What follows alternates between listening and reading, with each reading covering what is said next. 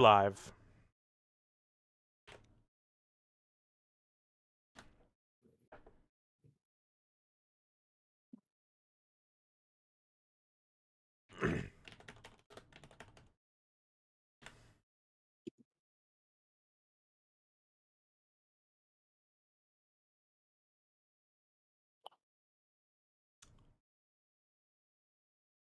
Right, let me get the music on.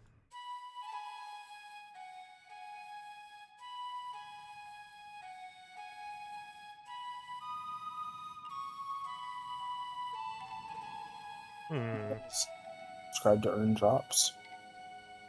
Oh my god, Crunchyroll drops. Anyway.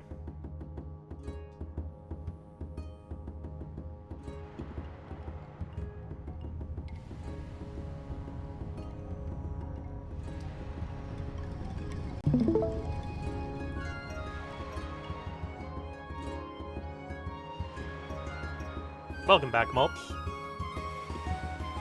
I'm back. Now I am. Hold on, Just I have got to turn this down a little bit.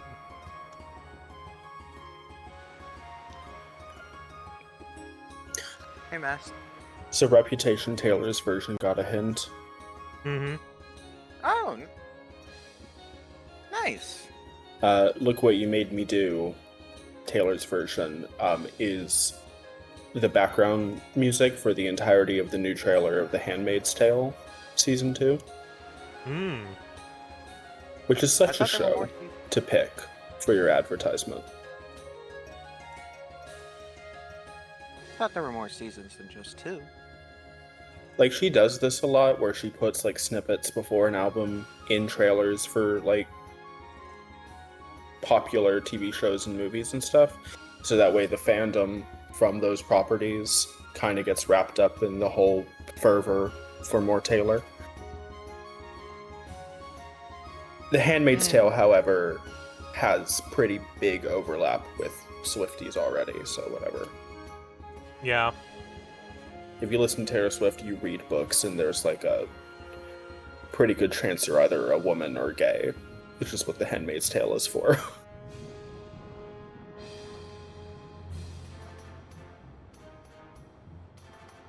Very good. Yeah, the Queen is coming. It's very scary.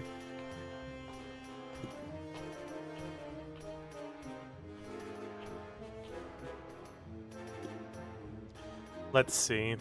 Not really sure what I'm working on today. I think just blocking out this time to sit and think will be nice. Feels like something that should have been decided on earlier. Well, I have a lot of works in progress. You sure do. And are you starting another one? No. Okay.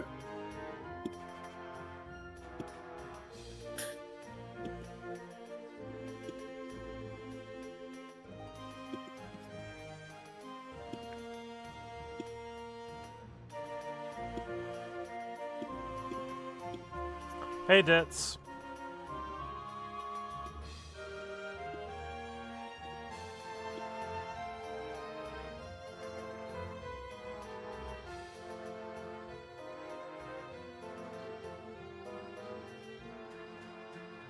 Oh my god, is that all? Is that all your whips? Yes. All the ones that I can work on Twitch. None of the ones involving sucking dick and cock. Yes. Sadly, that's all I have. How unfortunate.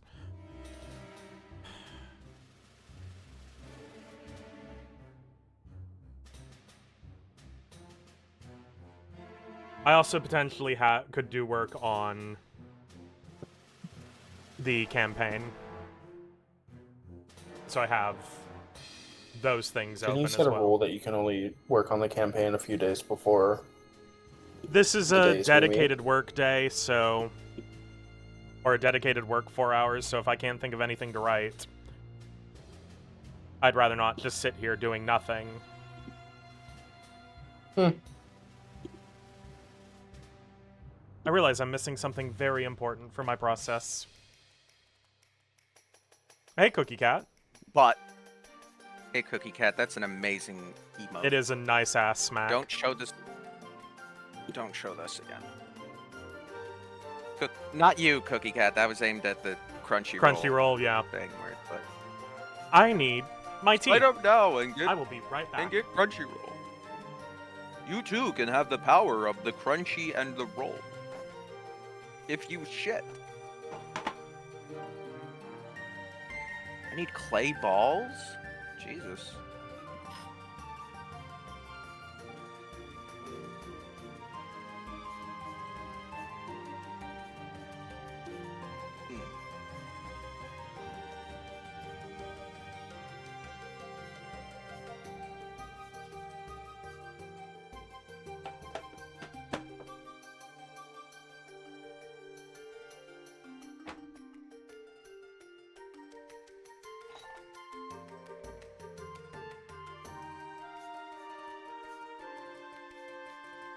The Petchen egg.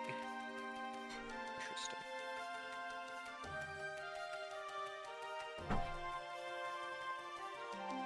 Heck 9.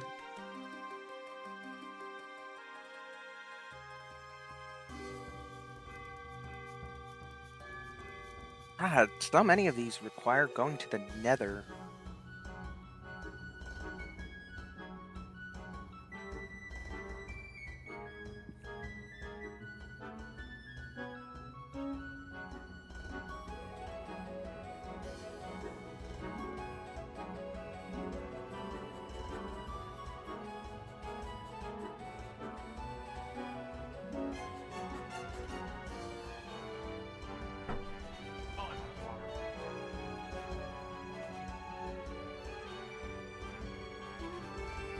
Oh, this is clay.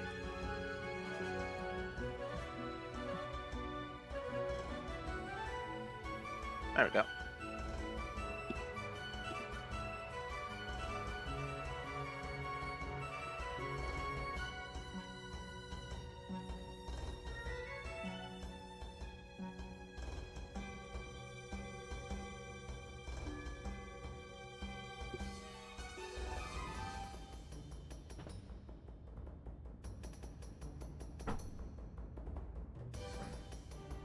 All right. Tortilla chip. All right. My kettle is Okay. on. I will be having to get up in a bit to get that sorted out. Let's see if I can make the text a little bit more legible for people watching on stream. Can we do a mulch cam for Minecraft? Yes, but give me a minute. Okay.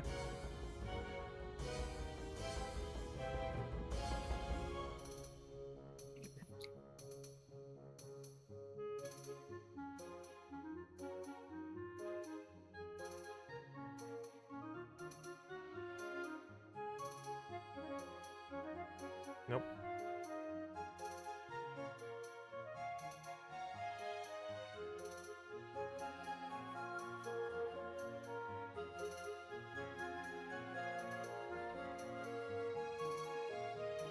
All right.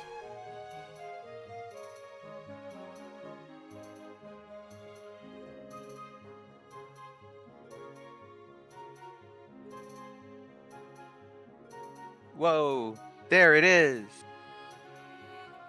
You can see me Mm-hmm. planting crops.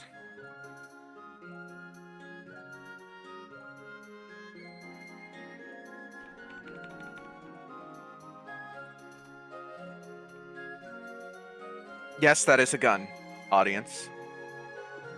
I think you all have Nope. seen my Minecraft. Oh, Yep. Ellipsis. Oh my god. Thank you for the follow. hey, Emma. Not watching without audio. Oh. Yay, gun! Yes, we are all as the movie Zardoz says, the gun is good. The penis is bad. Quick question, Cass. What's up? I'm on Ellipsis because of you. Why are you not using Ellipsis? I haven't gotten everything. I haven't gotten everything transferred over yet. It's taken a while. Fair. I still do Zemesis studies on Desire in docs just because that's a truly massive fact. Yeah. Actually, let me look up the word count.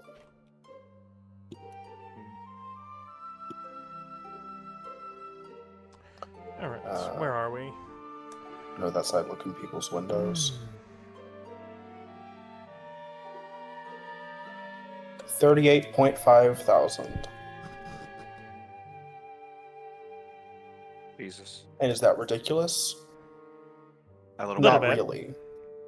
But in comparison of the fact that it's based on a bunch of side characters in Kingdom Hearts, most of which die immediately after you seeing them, then it becomes a little ridiculous. Especially considering I'm only 2/3 of the way done with them. Now I have a new gun.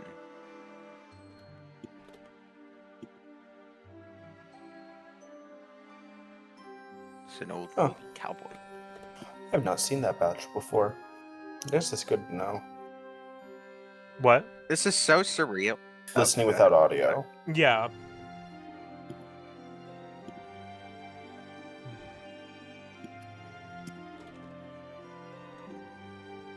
Minecraft.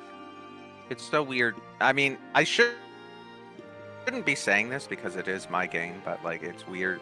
Sometimes I look to the left and I think, oh, Minecraft. Then I see the gun and I'm like, oh yeah, I'm playing that.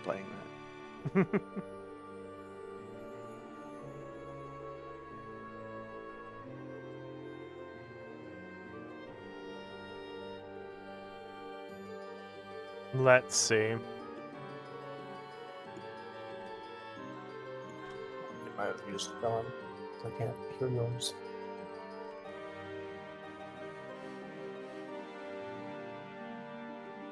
Persona 3.5.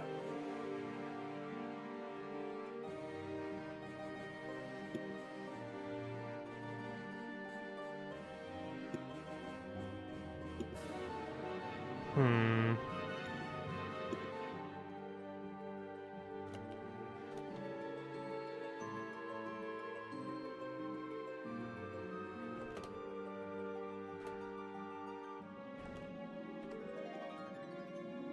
Oh, sounds like my kettle's done.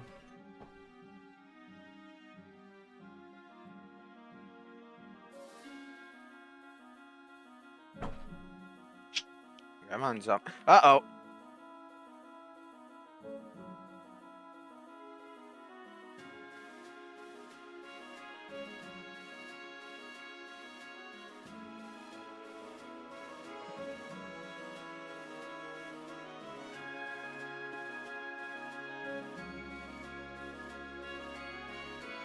Oh shoot, I clock out. Okay, I sure did. My next paycheck is going to be humongous because I've worked full hours this week and last week, which I've never done before because I normally have class. Wow. But I decided to really, capitalize on my newfound freedom by getting rid of my freedom and working a lot.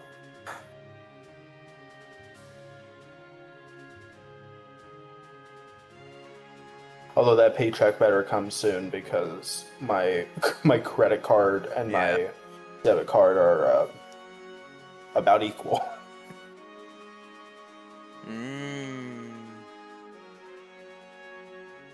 My current net worth, $50. Ooh, that's not Which good. will probably go away because I have to fill up on gas tomorrow to drive home. And gas prices these days. I'm gonna be that person one day. All Can right. you believe the weather? Like, I I'm want back. to be her. Want Welcome to be back.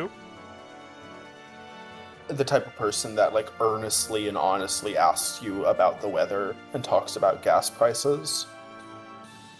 Fuck. and the stock market. Oh, yes. I want water cooler talk to be part of my everyday routine. I think that would be so fun. Instead, I always open conversations with, how many relatives did you have die and how traumatically? Are they like little gerbils where they all have a horrific backstory? Did your Nana just trip on the stairs? I guess that is horrific. Did your aunt get flushed down the toilet? I need to know. Speaking of my aunt, very quick minor trauma dump. She has meningitis, I've said that before. Apparently she's marked as like a highly contagious disease by the health department.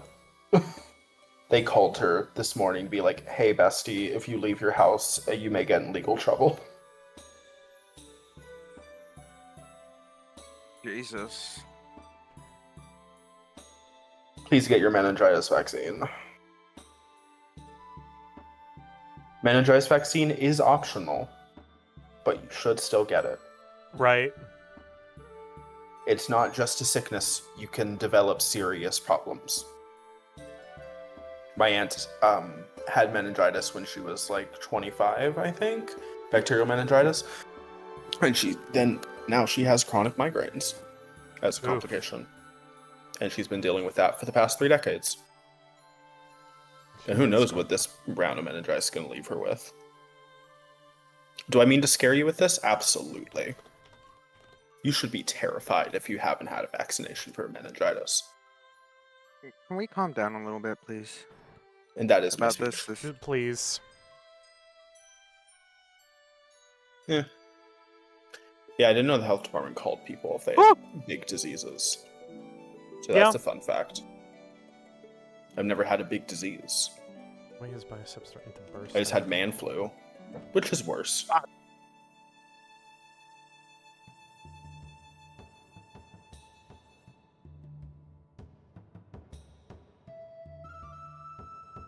Zero's mini-map. Fuck you. Debating if I want Elizabeth or Theodore to show up in this chapter. Which chapter are you working on? Junpei. I would say Theodore. Because the idea is someone needs to explain Junpei's hypnosis gimmick. Then yeah, Theodore. Unless I guess I could try to find a way for Chidori herself to show up. But that would be... I don't think she doesn't feel like the type of character that would explain anything. No. So, never mind. God, I love her, by the way. I strongly considered having her be the face claim for Perdix, one of my contacts. Oh, that would have been nice. I then decided that Perdix is not cool enough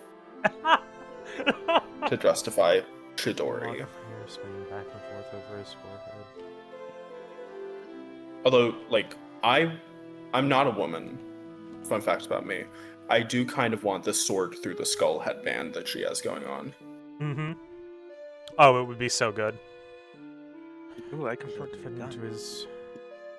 And the fact that Junpei gets a matching sword amulet, slay. Like, why are they the Blade Brothers? Well, they're not... Okay. Yeah, they're not brothers, they're lovers. Or something worse.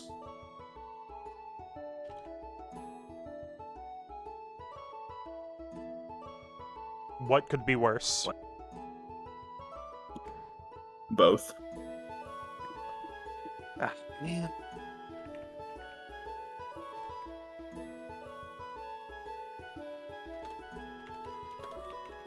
I guess I can deforest.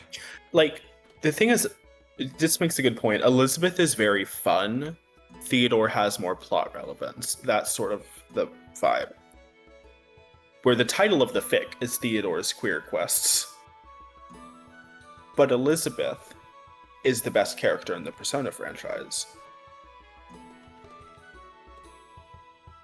So it's a really tough decision.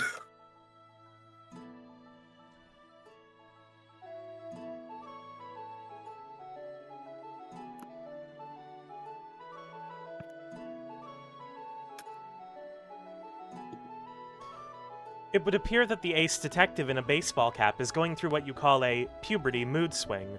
Please help him out with using the nearest head-smashing looking object to whack him with. She would say head smashing looking object. Uh, Take that. Ouch. Yeah. In this fic, the two joys of writing. Honestly, writing any character in Persona 3 is fun because they all have such unique voices. Mitsuru's dry humor, Kenji's just like eternal need to be validated, and he's just really desperate all the time. I like him. Ikutsuki being weird as hell. Kenji is I the guess- MILF hunter, right? Yeah. Okay. Just had to make sure.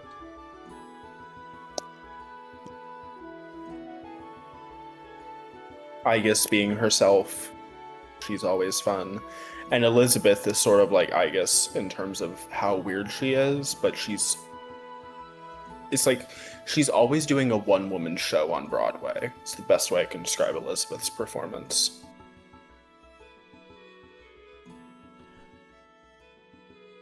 Oh dear, it seems that your teammate is under some enemy's mental attack. I would recommend the best method of bringing him to normal. You have a better suggestion? You mean that I would require to remove my gloves for direct hand-on-skin contact with him? I do appreciate the detail of hand on skin as opposed to skin on skin. I don't get Because do velvet attendants have skin? Much to consider. Margaret does. I can say that at least. Like, if you told me they were made out of, Huh? like, some sort of mineral, I would believe you.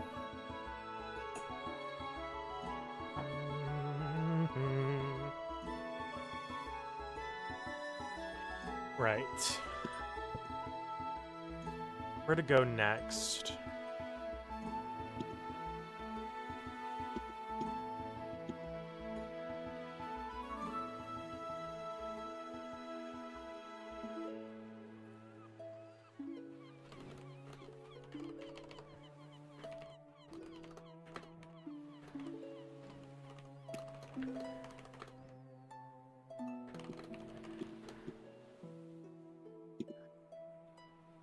One second, I think I heard my name in the other room.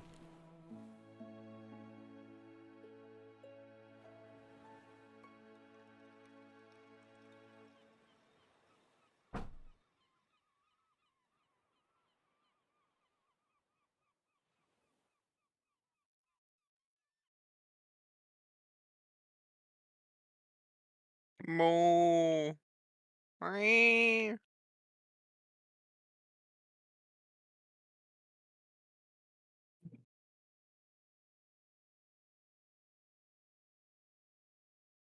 Whoa! Whoa! Whoa!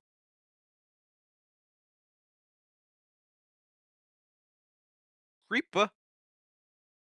Oh man.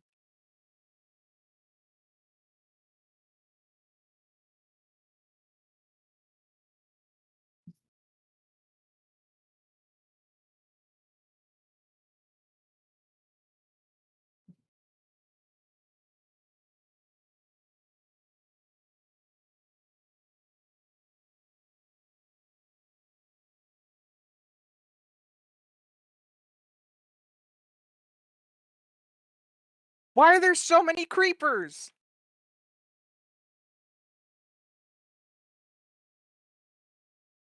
It's like daytime.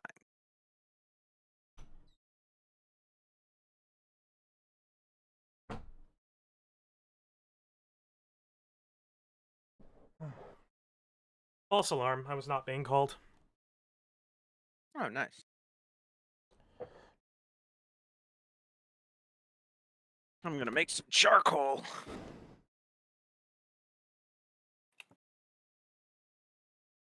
Also, a bunch of creepers came by.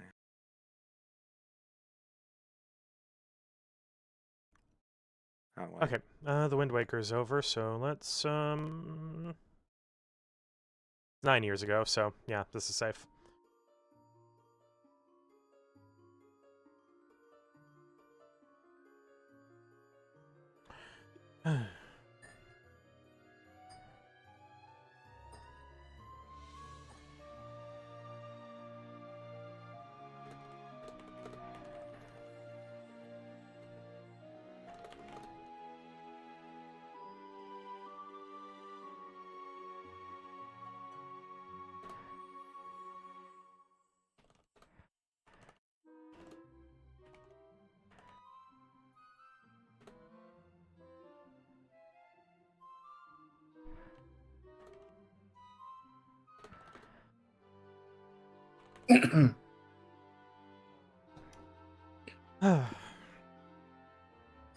Different color P, y'all know what I mean.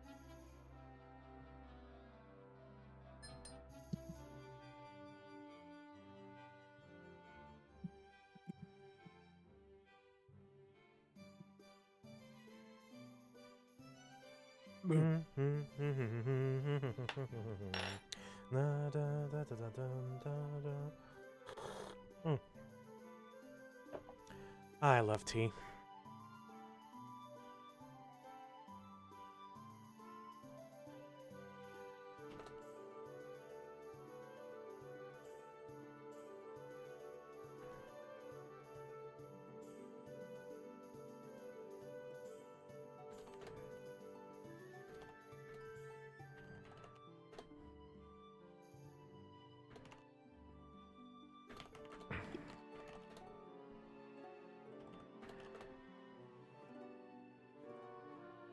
Oh, I love that little cow emoji.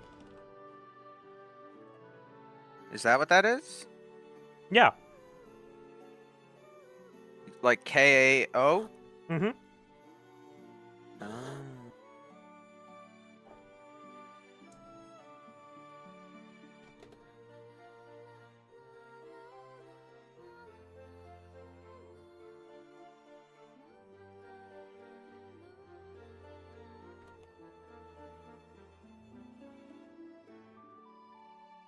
Oh, that's a cute little cat.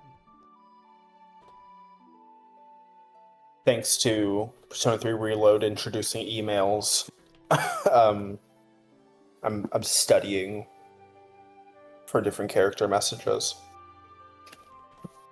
Namely, what sort of emoticons Minato would use. He would definitely use the cat. Mm-hmm. Here's another one I'm debating.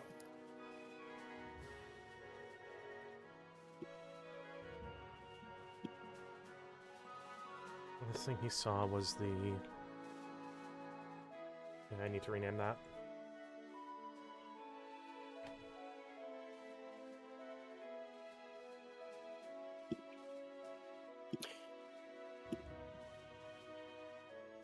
What does that look like in a line?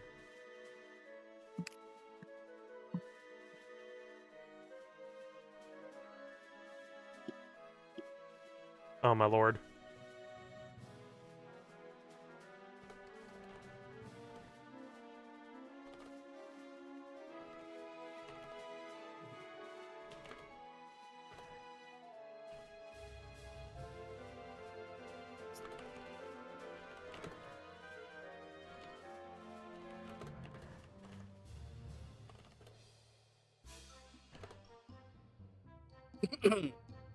Send this one in DMs. Yeah, thanks for sending that in DMs.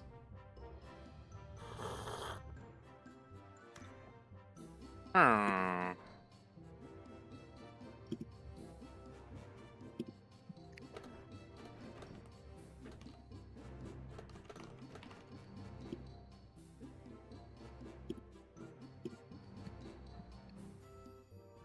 Yeah.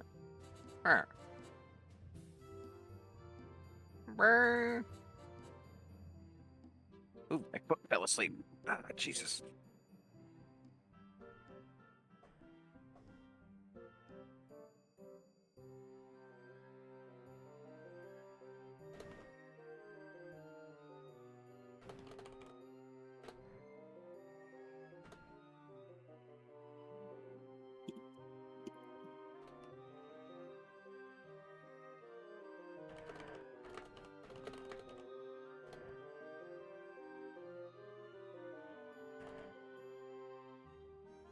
Oh my lord.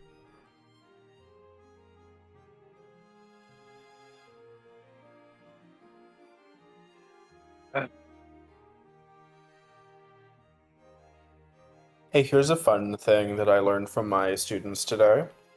Mm-hmm. It's become a trend to call your friends good boy. We love to Thank see you. it. Huh? We love to see it. 90 followers. Eh. Follow and then unfollow? Like, I it's sort of a sensual joke where, like, you ask your friend, like, give you, like, do you have a pencil, whatever, and then if they comply, you then, in the best condescending, talking to like a puppy voice, you say good boy to then try to fluster them, and then you all point and laugh. That's the joke. That's so mean and funny. That's Times Also very eight. good funny. girl. Although, Yeah. like, good boy has been more of a thing because it tends to be like dude. Because the joke with like cis het dude bro people is that all of the jokes are like ways to get closer or be more intimate. Mm-hmm. Like, dab me up always ends with like a very tight hug, and that's really what they're there for. Yeah. Right. You invent elaborate rituals in which it is okay for men to touch you. Right. And so Straight good men boy love is pretending to be gay for just any reason. yeah, good boy is basically the same thing.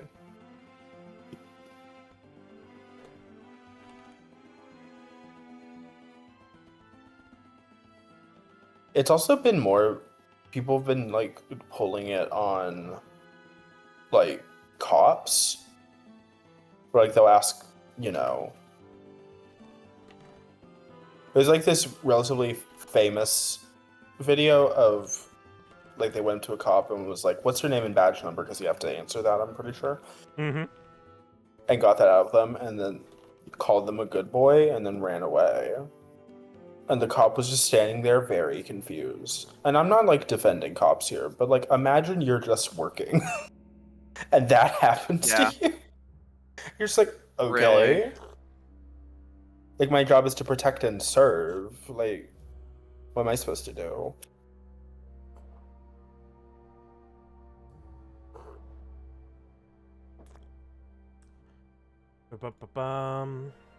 Getting All right. some. I have a reputation as like one of the cool teachers, but I did tell my office aides if they ever pull that shit on me, I am sending them straight to the vice principal. Do not pass go. Do not collect $200. Some. Lol. Yeah.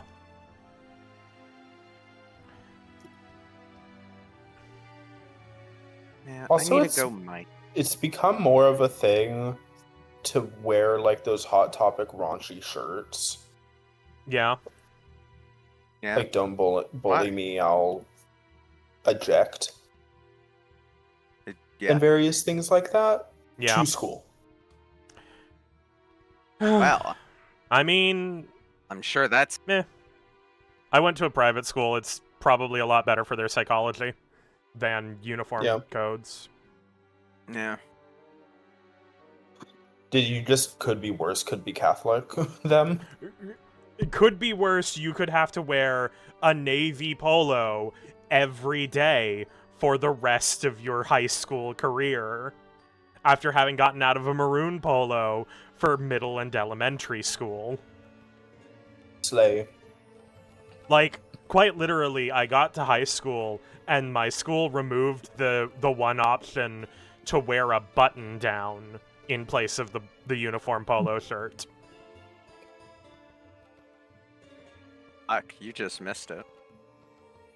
Oh, I wouldn't have worn a button down anyway. I hate wearing them. Hmm. But Hiccups decided to just like appear. yeah. Growing up is realizing hiccups don't happen when you like drink too fast or eat too fast. Sometimes they happen just because they want to. And They that's happened important. because some air got trapped in your some air got trapped underneath your diaphragm. Usually your stomach. Oh. That's The- where my the s- whoop is. The true solution to hiccups is to induce a burp, and that usually fixes it. Oh no. Or open your airways. Here's Fuck. an email from my college. Dear no. Mask, we're proud to announce that this college's career accelerator department has partnered with OpenAI, the creators of ChatGPT, to bring you new AI certifications. Right. Essentially, free courses from the university with OpenAI to learn, like, specifically how to ask a prompt. I'm not about to nerd out over AI because no one likes it, but it is kind of an interesting science that you have to figure out how to ask it a question. I may do it. I just you want to getting see what paid? they're teaching. It's I could. That's the thing. If I bring it up to my boss, we have nothing going on in the summer. Sometimes they do let us go to like the university professional development things for our work, quote unquote, to learn more. Like that's how over the summer as an admissions counselor, a few times I went to like leadership things, and then I would, instead of my office. So maybe I could see them wanting us to know more about this. Diamonds. I'm just surprised. Is all I'm saying. Oh, a diamond. Yeah, but you got a little advancement. Yeah, I got a little maybe. bit of... Waiting on a couple of opinions.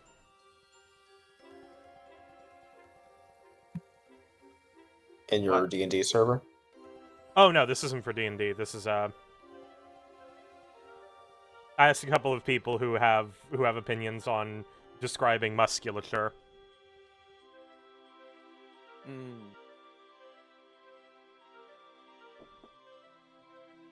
Oh hey, Wingdings. See, I feel like that isn't very aesthetic, though. It's fun. Like, again, I'm a young ingenue. I'm spry. I'm new to the world, whatever. So I don't really know this, but I've heard rumor of the vintage period in MySpace walls, and like how they use little emoticons to like border their blog. Mm-hmm. People did blogs, right? And then they would put like a border at the top, aesthetic message that wasn't completely misspelled, border at the bottom, emoticons all in between. It was all very aesthetic. As opposed to now, where we just write sentences and they can be read correctly, and then someone replies with another sentence. That has typically nothing to do with what you said at first and is putting words in your mouth. That was back during the time where we actually were able to, like, do CSS on our web pages on social media before the dark times where we are now on these sleek sites where everything looks the same. Oh, I love that one.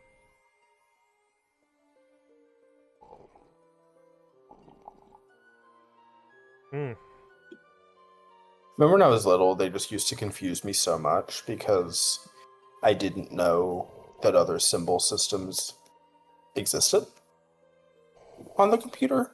Because like my keyboard only had the English one, so it didn't even occur to me that there would be more accessible without the right keyboard. Mm-hmm. When I was little. Oh. Set the cup aside. I found a turtle, and it had ore. Kill him. No. I mined the ore.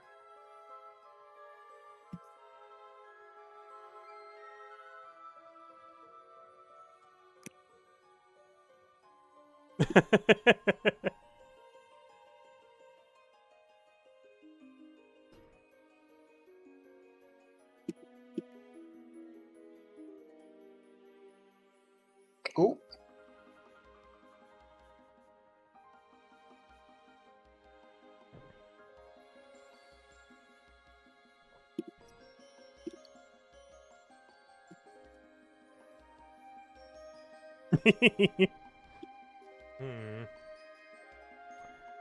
While I wait on that, I'm going to pop over to this spreadsheet, which is going to be very illegible. Oh, not mostly not. Hey, if you completely hit a wall, we can do a Strays and Ariana. It's not too much of a wall yet. I'm just, like I said, I'm just waiting on like a couple of people's opinions on word choice and whatnot. Oh yeah, that cropping is bad. I'm gonna go get some snack. BRB. KK. There we go. Oh my god, I just realized something. During our next session, I get to explain what hero points are. Say it one more time. During our next session, I get to explain what hero points are. Hero. Okay. I heard Eero, and then my brain was like arrow, like erotic. I'm No. in a certain mindset right now. Okay, to be fair, Yeah. leave me alone.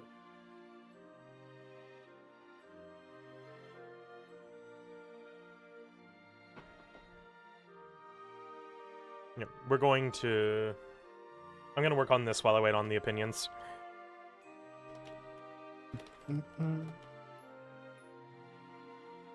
No, it's 2 words.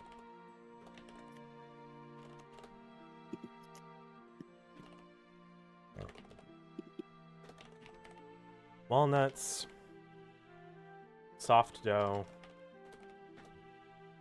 and a pinch of sugar make it perfect.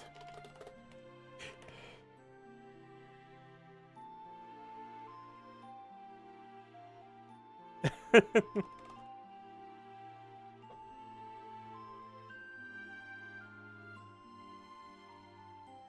need to buy more Nutella.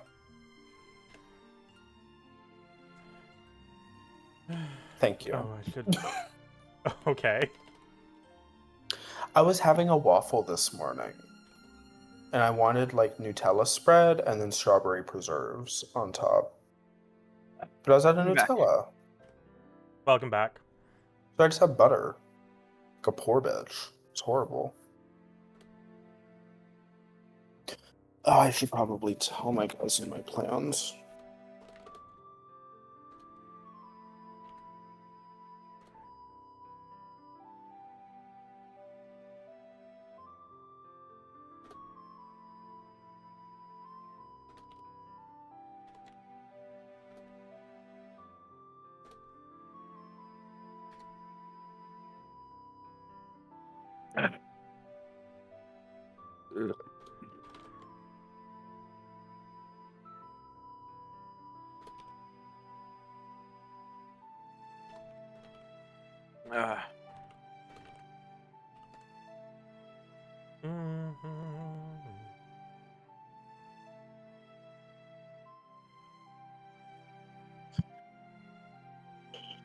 Okay.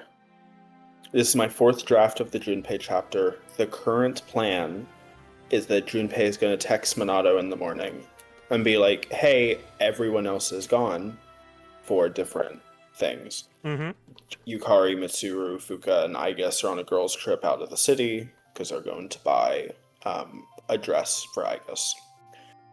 Akihiko, Shinjiro, and Ken are off doing whatever the fuck they do. Koromaru is busy being Batman, and I think that's everyone. Ikutsuki doesn't live in the dorm, so he's accounted for. And that just leaves Junpei and Minato, Brokeback Tartarus duo. And so Yoga's typically running. Junpei invites him to a movie. His baseball cap is backwards and he's acting obviously kind of different, but Minato can't place how. Because his position's always wishy-washy with Junpei throughout the whole game. Mm-hmm. Until Elizabeth, like, crashes the movie and is like, hey, so when his baseball cap's turned around, he's gay. I don't have time to explain how that works, but you do summon demons at midnight. So I think you can just adjust to this new information.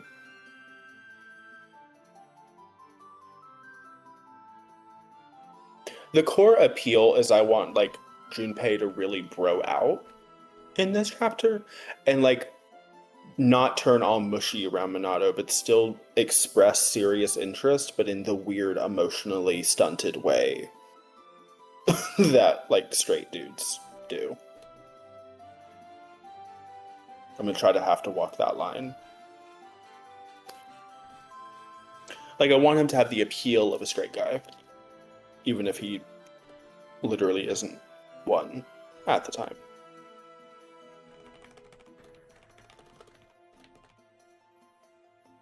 I do have the exchange plan that Minato's gonna be like, wait, don't you have like a girlfriend? And Junpei's gonna be like, I have two hands.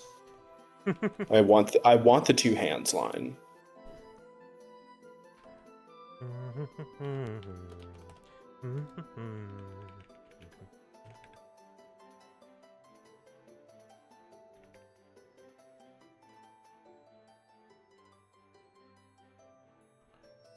Yeah, when you just shared it, I think that's like Yukari's sort of vibe.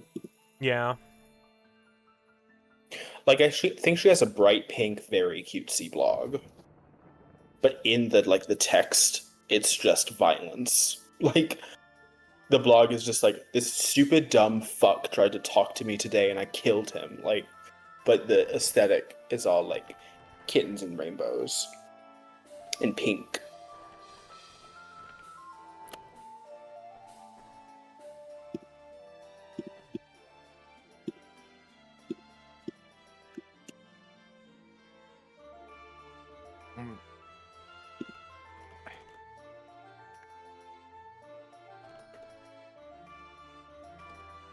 I do keep putting Persona 3 farther back in the timeline than it actually is. It is 2008.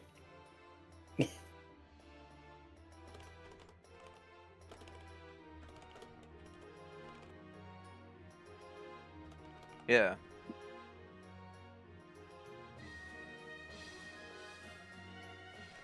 Sorry, 2009.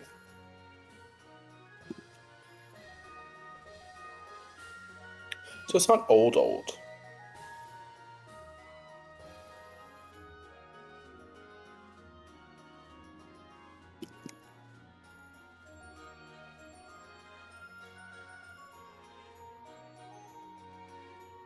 Like, Twitter existed.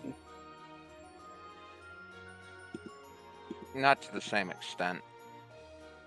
But it was around, is my point. I do think you open up Yukari's blog and Single Ladies just automatically blasts out of your browser.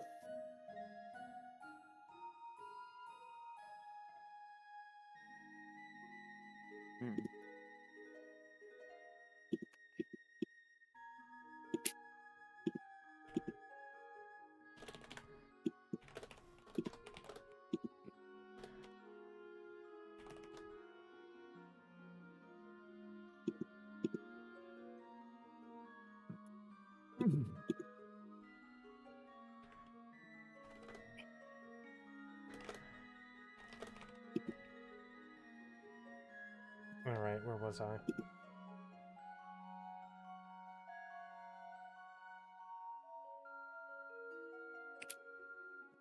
In terms of Persona and Taylor Swift, I'm so glad you asked. So Persona 3 takes place around Fearless, Love Story era. So no one but Fuka's listening to that shit. Everyone else is too depressed.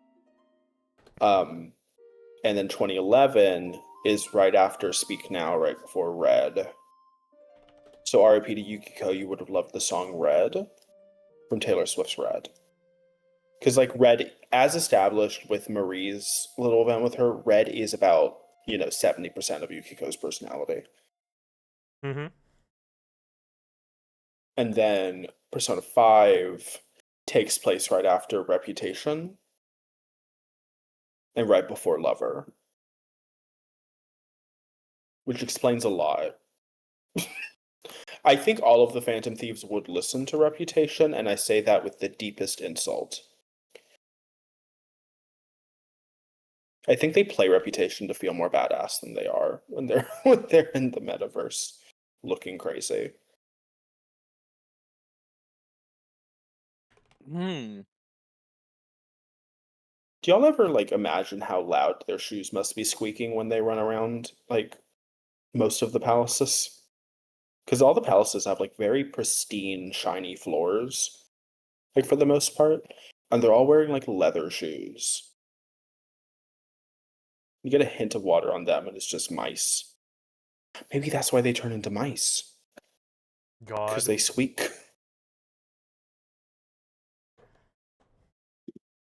Like, the only palace that, to my mind, that wouldn't sound like squeaky hell is Size Casino. Because it's all carpet. If I remember correctly. And like a good amount of Shido's cruise ship. Like the bank, Maruki's hospital, Kamoshida's palace. All nice tile floor.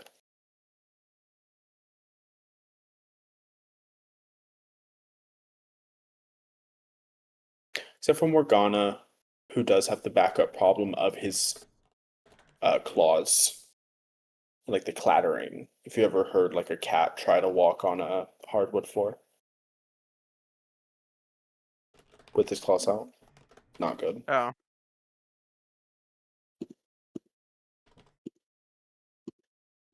Yeah, no, I've heard.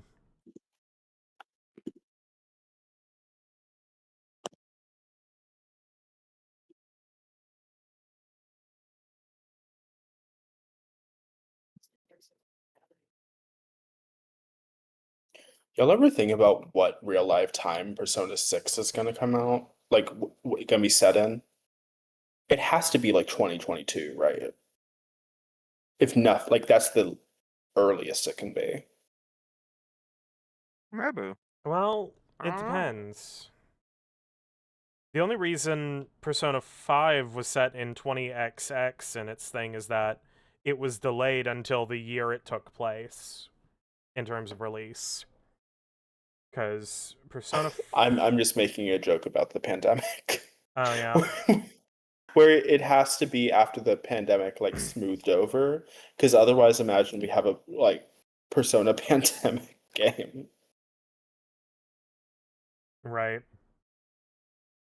You can't go see your social links because you're quarantining. Like, But yeah, let's see. Persona 3 came out in 2006 and is set in 2008.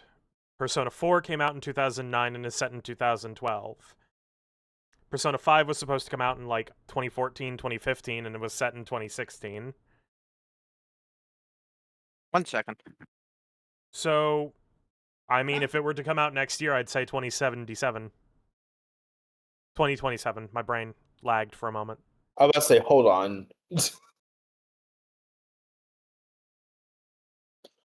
Man, Mitsuru's gonna show up and she's gonna be MILF Central.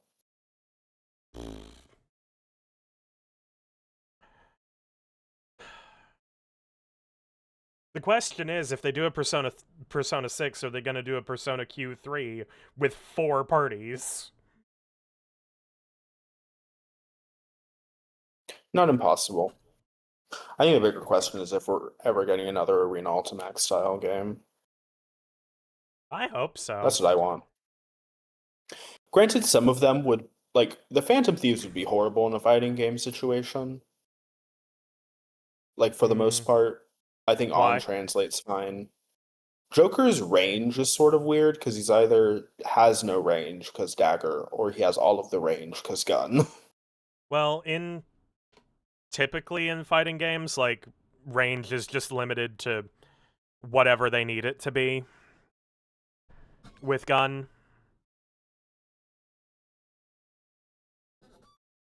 Like, Joker translated pretty well to Smash Bros. Like, I'm in the arenas Ultimax style. Hmm. Naoto is constrained by I was gonna say her gun is her neutral special, and her moves don't actually shoot the gun. Yeah. Other than standing still and using it. So Joker would probably think- have similar range to Naoto. Haru is also just fucked. Like, there's no good way to put it. Depending. There are ways to make Haru's entire gimmick work in a fighting game. Akechi and Sumire are fine. Yusuke is just gonna rip off you, I'm sure.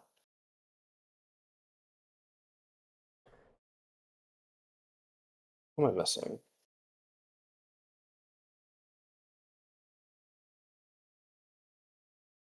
Ryuji would probably rip off Junpei because they both have the same gimmick Mm-hmm. and the same persona, basically, in terms of movement.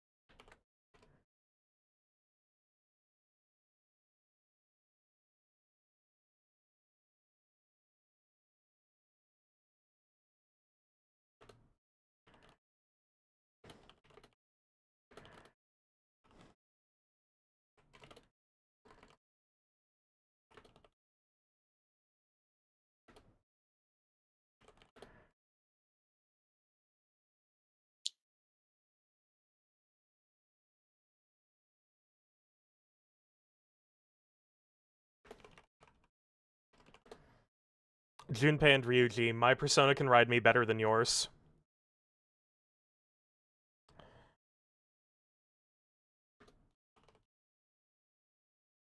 I think what will be kind of funny about 345 is that I don't think there's any universe in which they give the Persona 5 characters their evolved personas. And Persona 4 characters didn't get their evolved personas in Arena Ultimax, so they may upgrade. They may not. Kind of Yeah. depends. And then Persona 3, obviously, they all keep their evolved personas and basically all material. That's also because, unlike Persona 4, they never stop using their personas because it becomes their career. The reason why the Persona 4 crew never really get permanently stronger is they always like I put was the muted. personas away. Mm-hmm. All right. I'm gonna do a quick run out to somewhere. You can close the mulch cam if you want. I'll be back though. Okay. Be safe. I will.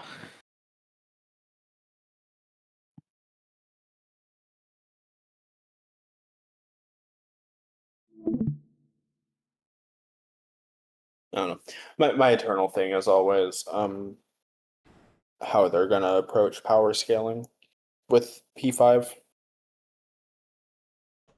Mm.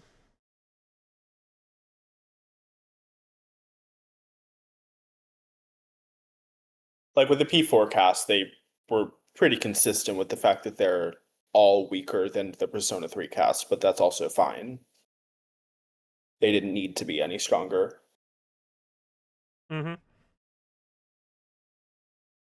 Like they faced no power threats. Their main problem was the mystery, which you don't really need power for. Persona 5 is very invested in being like, look at these cool teenagers. Look at what they can do. So I don't know if what they'll do with that.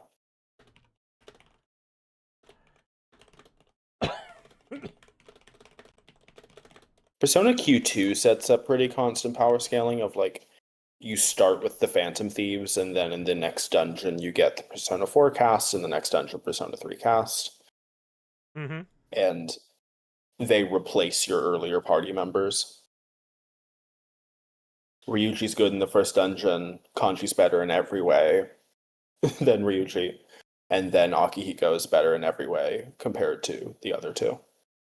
You can keep them around, but there's no reason for you to.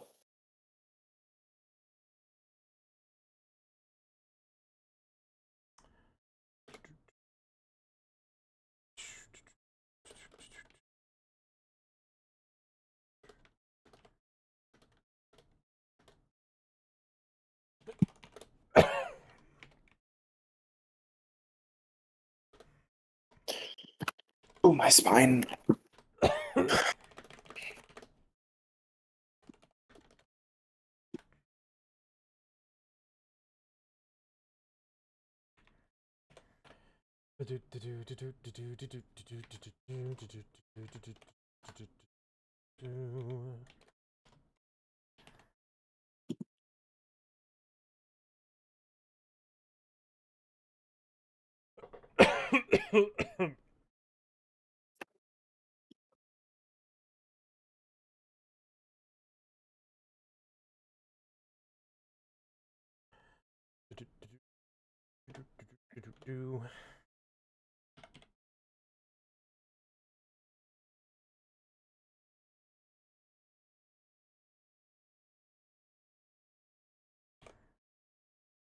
Konbini can have a couple of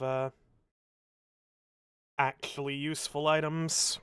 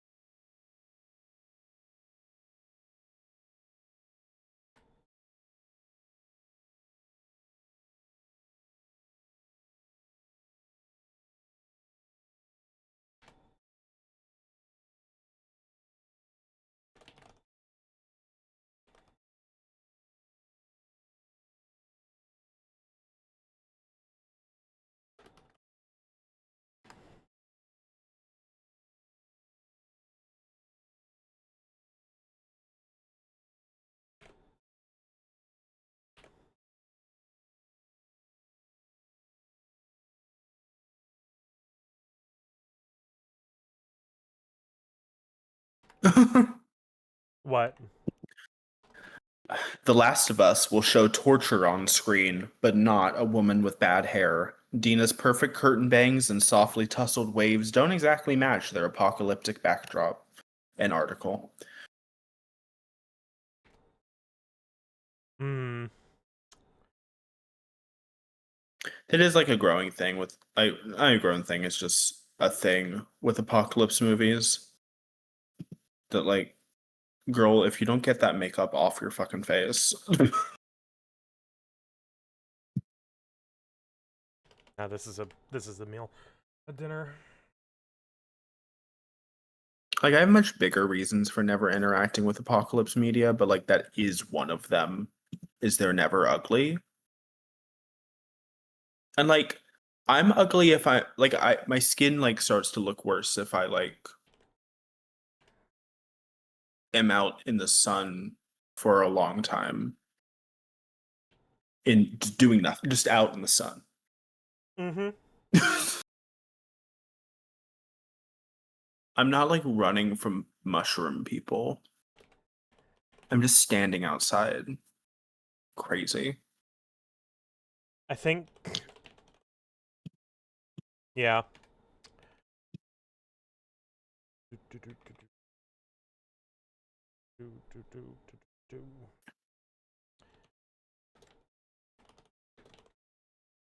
No. Okay.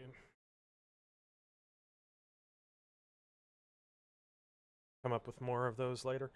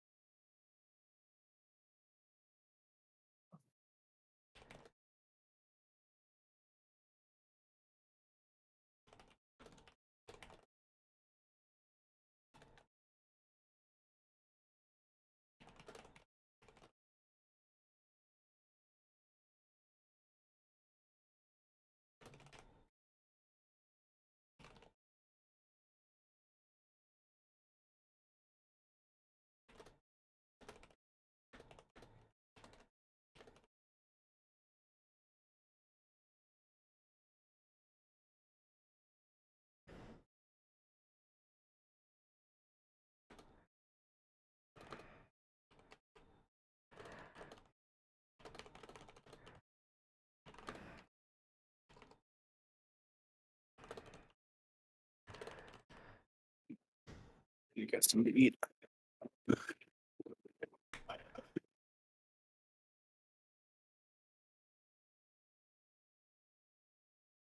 See if I have something quick to make.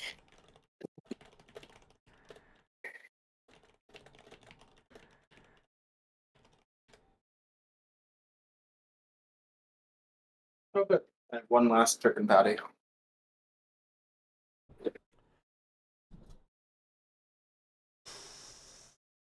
Okay.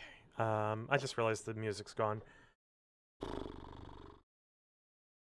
What? I just realized the music is gone. It's been gone for a while. Oh, fair.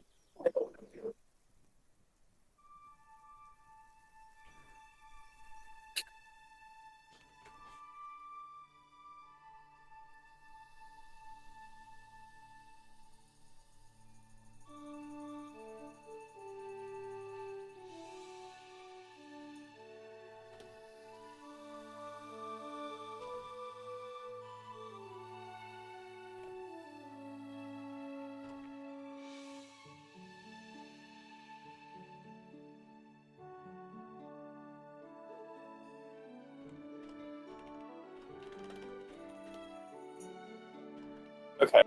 I'm trying to think of like a broy hangout that Junpei and Minato can do. And I'm gonna run a few ideas. You tell me what sticks out to you. Playing a new game together in the lounge on the first floor so they don't leave. Going to the movies is something that can turn romantic. His hangouts in Reload are gardening and reading. Neither of those are particularly broy. Yeah, you could. I mean, there's stuff they canonically do together, which is why it's worth mentioning. Or I can do Brokeback Tartarus. They can go to Tartarus. I think just don't the know one how to that spin that. I think the one that would be the easiest to spin would be games in the lounge. They've got the whole Yeah. building to themselves.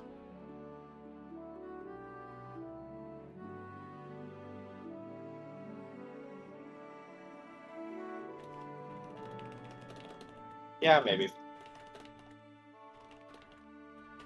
I would have to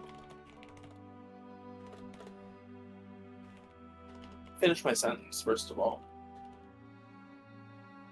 I'd have to probably scalp the chapter and start again, but honestly, it feels like I have to do that anyway. Yeah. I wasn't going anywhere. Thing I'm debating to myself, I'm air frying a chicken patty and I'm gonna make a little sandwich with it. Should I fry an egg?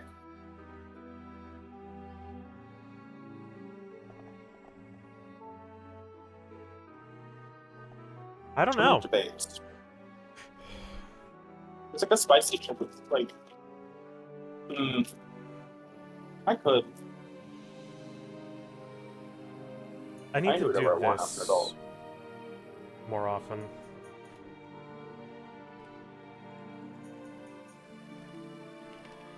Do what?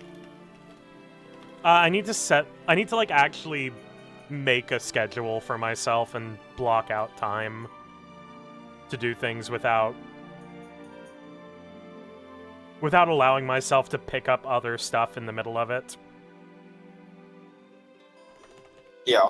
Maybe that would help. I'm never able to really identify what helps, but at least today it feels like what's helped is going to myself, I'm not allowed to game, and I'm not allowed to put on a video essay. Yeah, that's fair.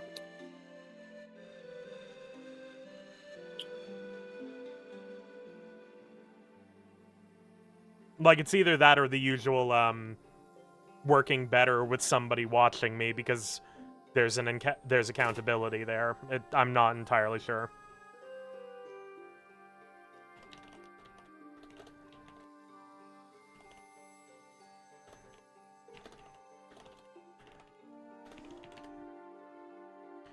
I need a whiteboard on the wall that I can do like that with. Like, put down my schedule to the hour. Yeah. I don't know. I like that kind of scheduling anyway.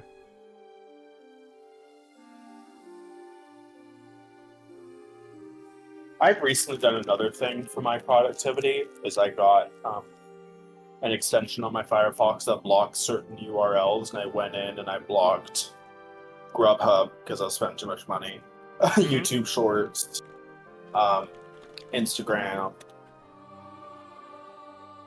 I haven't blocked Reddit yet, but I'm watching it.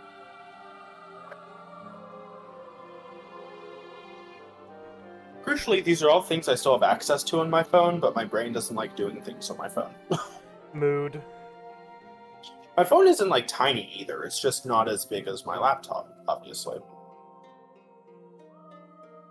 So if I'm like doom scrolling on Reddit on my phone, that's nothing was going to save me at that point. But I've also never done that, so.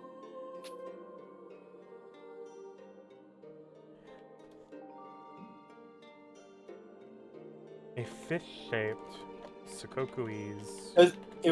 It came to me because my sister and I were talking, and she's like, yeah, now that it's time for me to become an adult, I've really cracked down on myself. I blocked Amazon on my computer.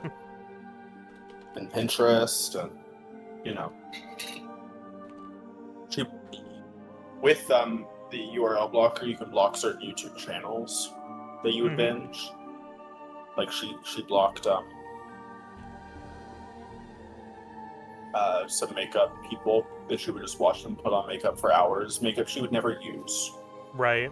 Because it's styles that doesn't look good on her.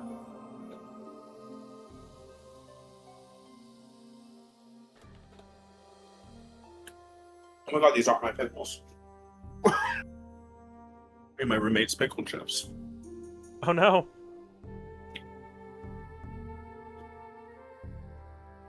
I bit into it and it's like hurt me because he gets like the super sour pickles and I get bread and butter.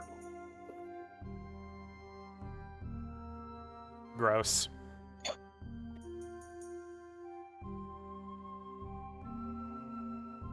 I've gone to the restroom.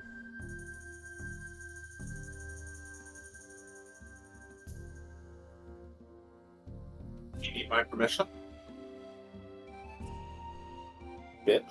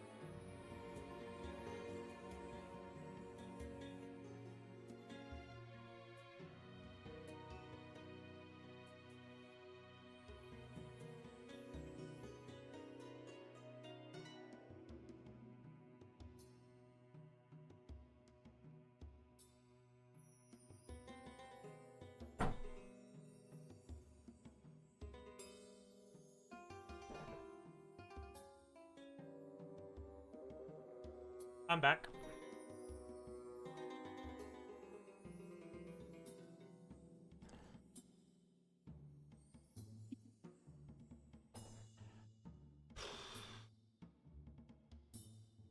I've actually decided to do Brokeback Tartarus. Sounds good. Mainly, it gives a reason for Elizabeth to already be there, and also it's the meme. It's one of the many stock Junpei memes.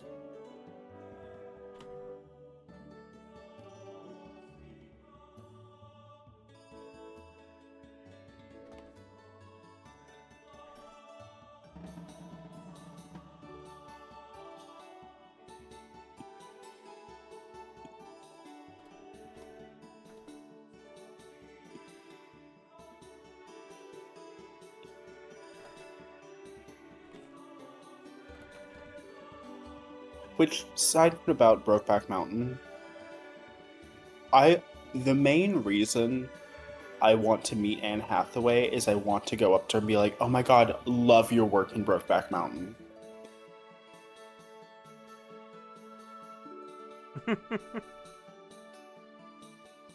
Like, imagine that. How would she react? How would the world react? Does anyone remember she was in that fucking movie? Or do they just remember Jake Gyllenhaal and Heath Ledger just fucking?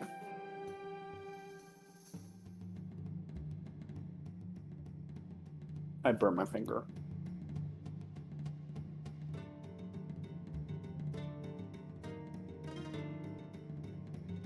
Jump scare.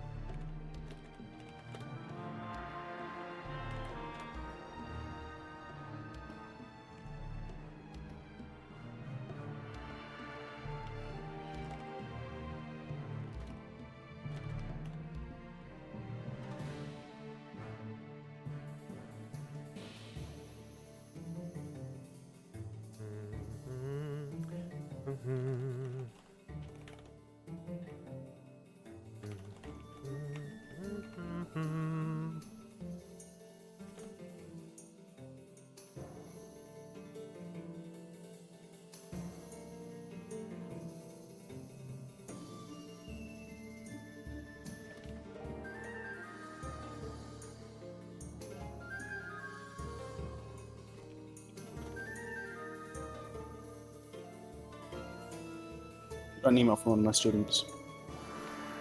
Off the clock, bitch, but I'll email you back tomorrow.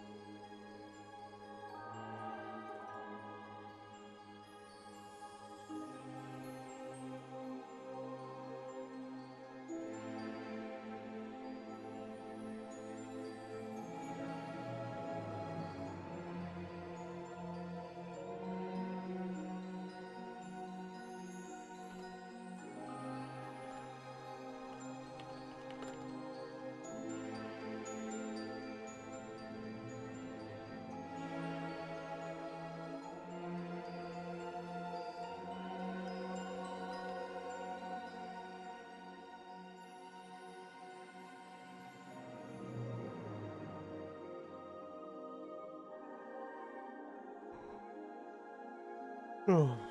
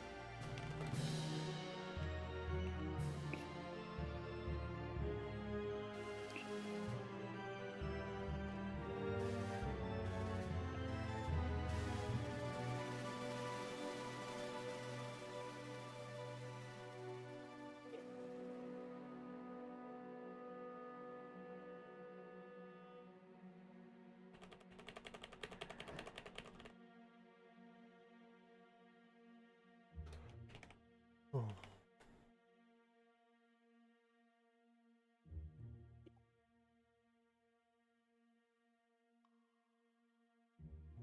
Hmm.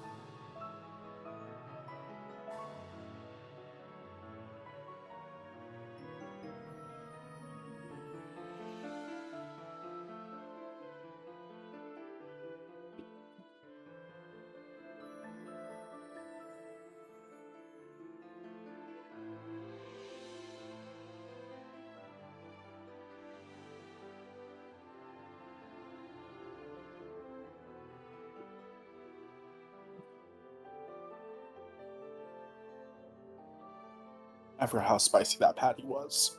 Oh, my little Caucasian tongue is melting.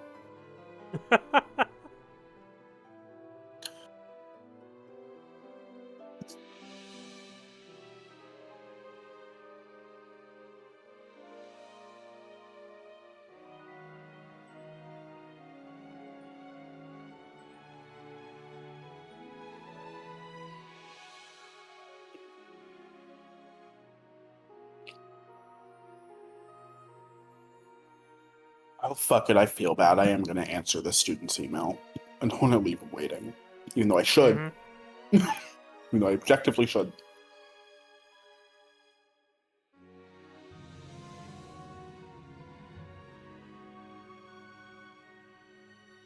Oh, hey, dude.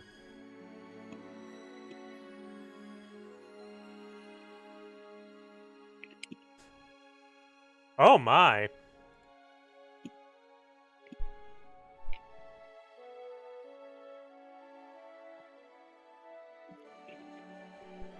It's been pretty good. How have you been?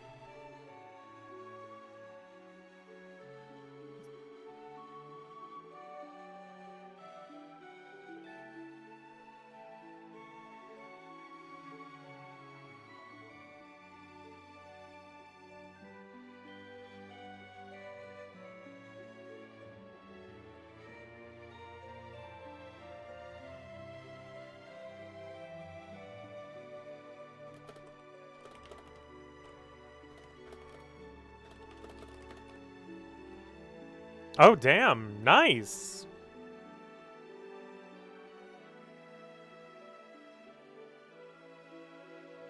What did you get your degree in?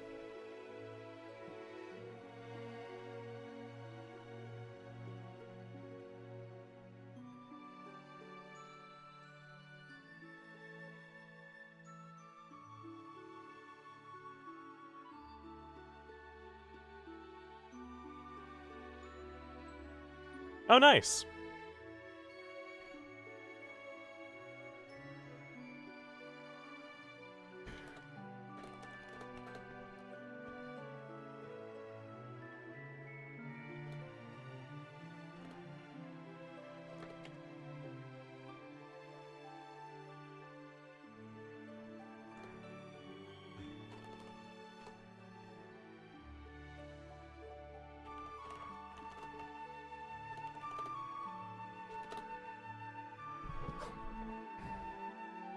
Something about the way he spoke, penetrating.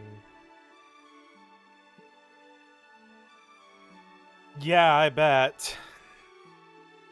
I remember in my last semester of college, I was fighting burnout throughout everything, and I was only there to get a single credit hour because of one class I failed the semester prior.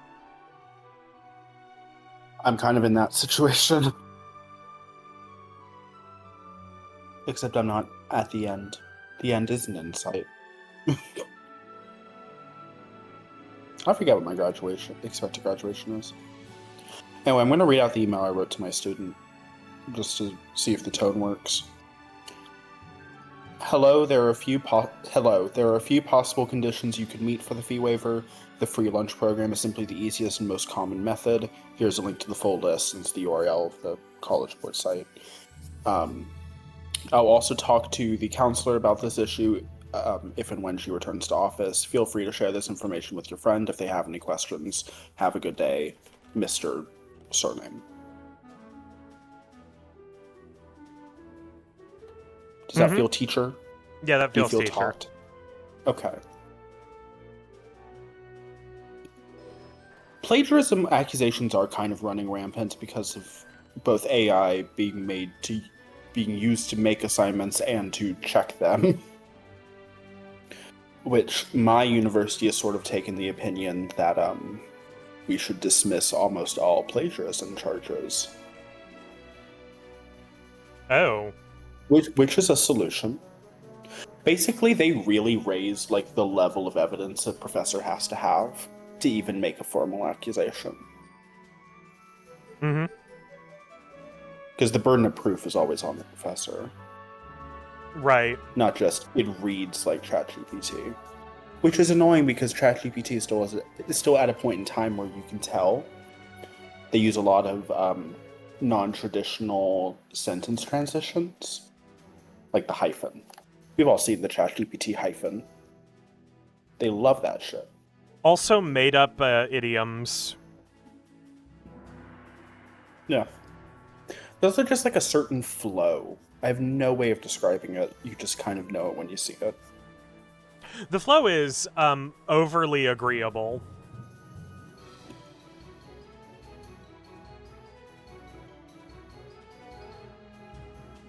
I remember, like, I looked up a tier list of the staves in Elden Ring, and every single paragraph breaking down why each stave was, like, in a particular tier was very,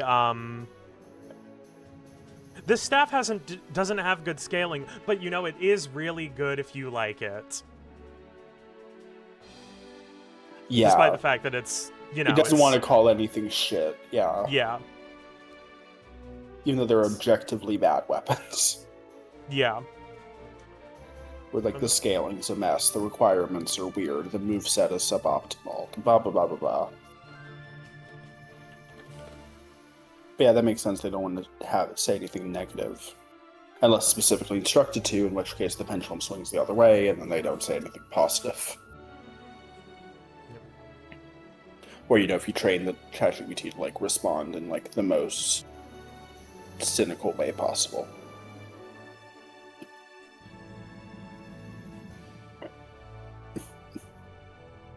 Yeah. The AI checkers are so frustrating, especially because, like, I had a professional communications class, and they have formats where it's like, write a report, and it has to kind of follow this format. And if it's formatted, obviously a lot of the assignments are going to look the same in places. But the automatic AI checker basically flagged the entire class of plagiarism. And we were plagiarizing from the assignment. Because we had to.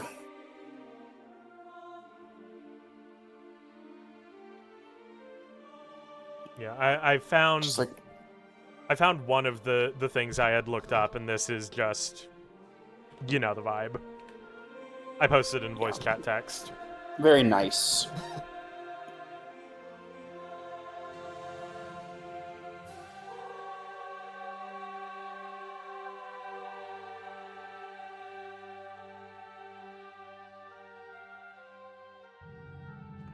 Right.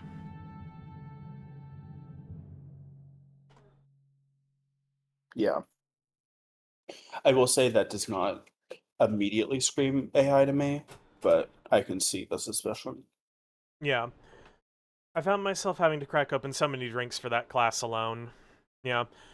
The big problem with, like, those AI checkers is that they're trained on, what's the word? On, from what I remember, mostly not AI generated work. What the hell? Sorry. Hmm? Trixie Mattel just posted a video titled "The Teletubbies Take Over the Trixie Cosmetics Office." Oh, that's fun. She's collaborating with the Teletubbies. That's fun. The Teletubbies are going to be on Fox News because they're working with the drag queen. I'm pretty sure the Teletubbies were on Fox News 20 years ago for the same reason Yeah, SpongeBob fair. was, turning the kids gay. Because it's, you know, cute and stupid.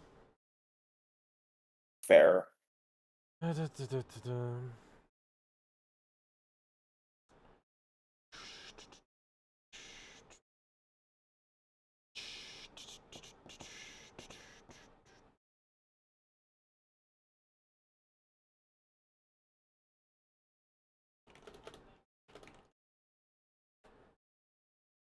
Can my family stop?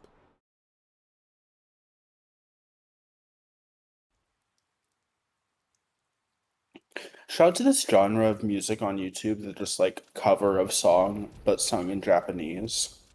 Yeah. and it's titled like in an anime style, and I'm like, I don't think it's anime style. I think you're singing like Bad Romance in Japanese. Yeah. It's two very different things. Right? Or was I?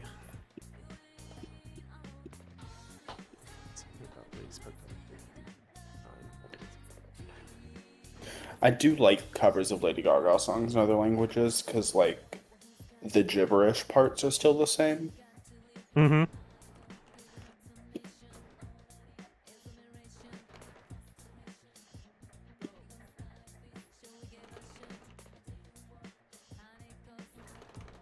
Me blocking the YouTube short site is already paying off because the amount of times I've clicked on a short on instinct, not even seeing the thumbnail of it. Mm-hmm. Find my own music.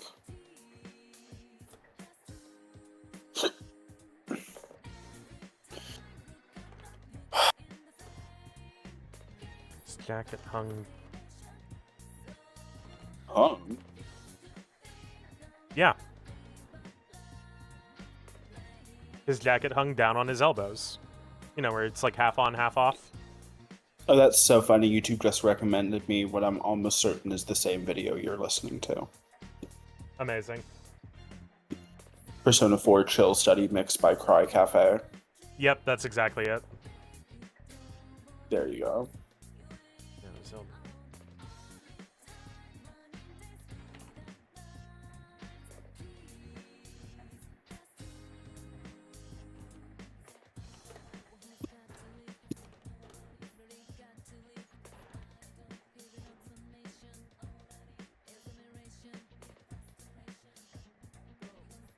Can people in the kitchen stop yelling?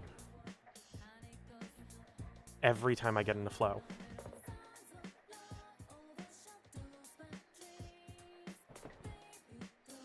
Oh yeah, the Zootopia 2 trailer came out. Oh yeah.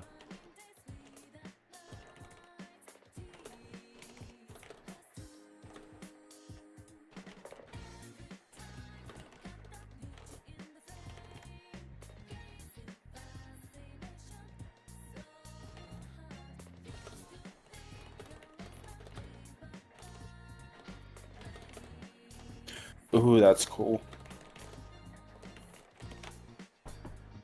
Mm-hmm.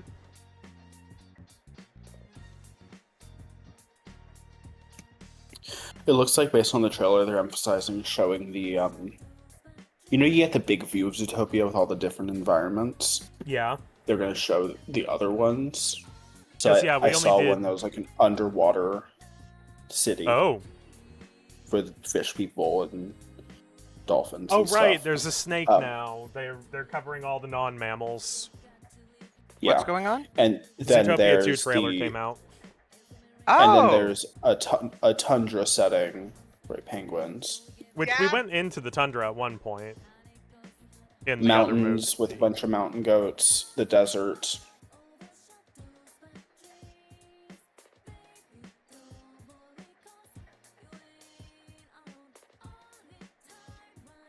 Do-do-do-do.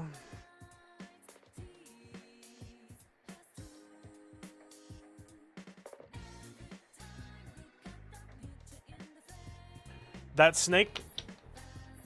That snake looks like they 3D animated and recolored the one from Tangled the series. In that random ass episode.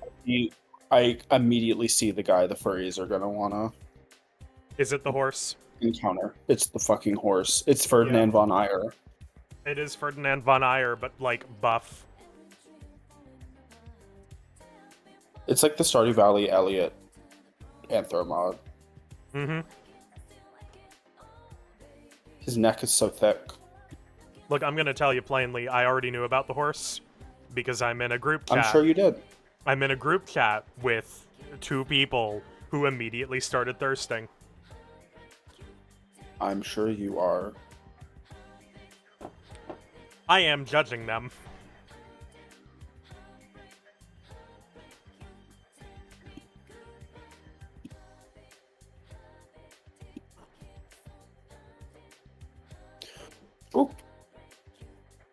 My spine.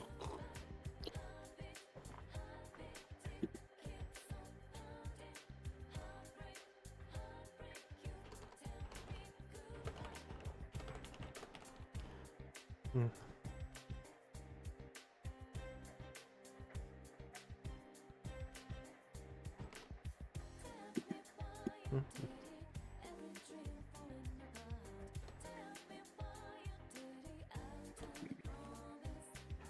I have to double check if I'm getting this thing right.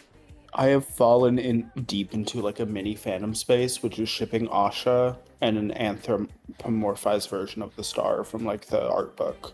Mm-hmm. Hey, gamers. And like Yo. basically animating the movie.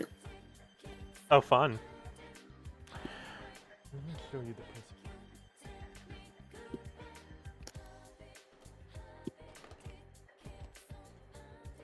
Nope. Yeah. I posted the poster for Zootopia 2 in voice chat text, Mulch. Oh, thank you. Oh, look At at the that. very They are least, fucking- we're not doing floating head poster. Yeah. We are doing the non-avian. I mean, the The non-mammalian animals. mammalian. Yeah, good. Very I don't know. exciting. Oh, go ahead. Sorry. No, very exciting. And yeah, we are at least not getting a floating head, but this is also in line with the original Zootopia poster. I like the snake immediately. Yeah. And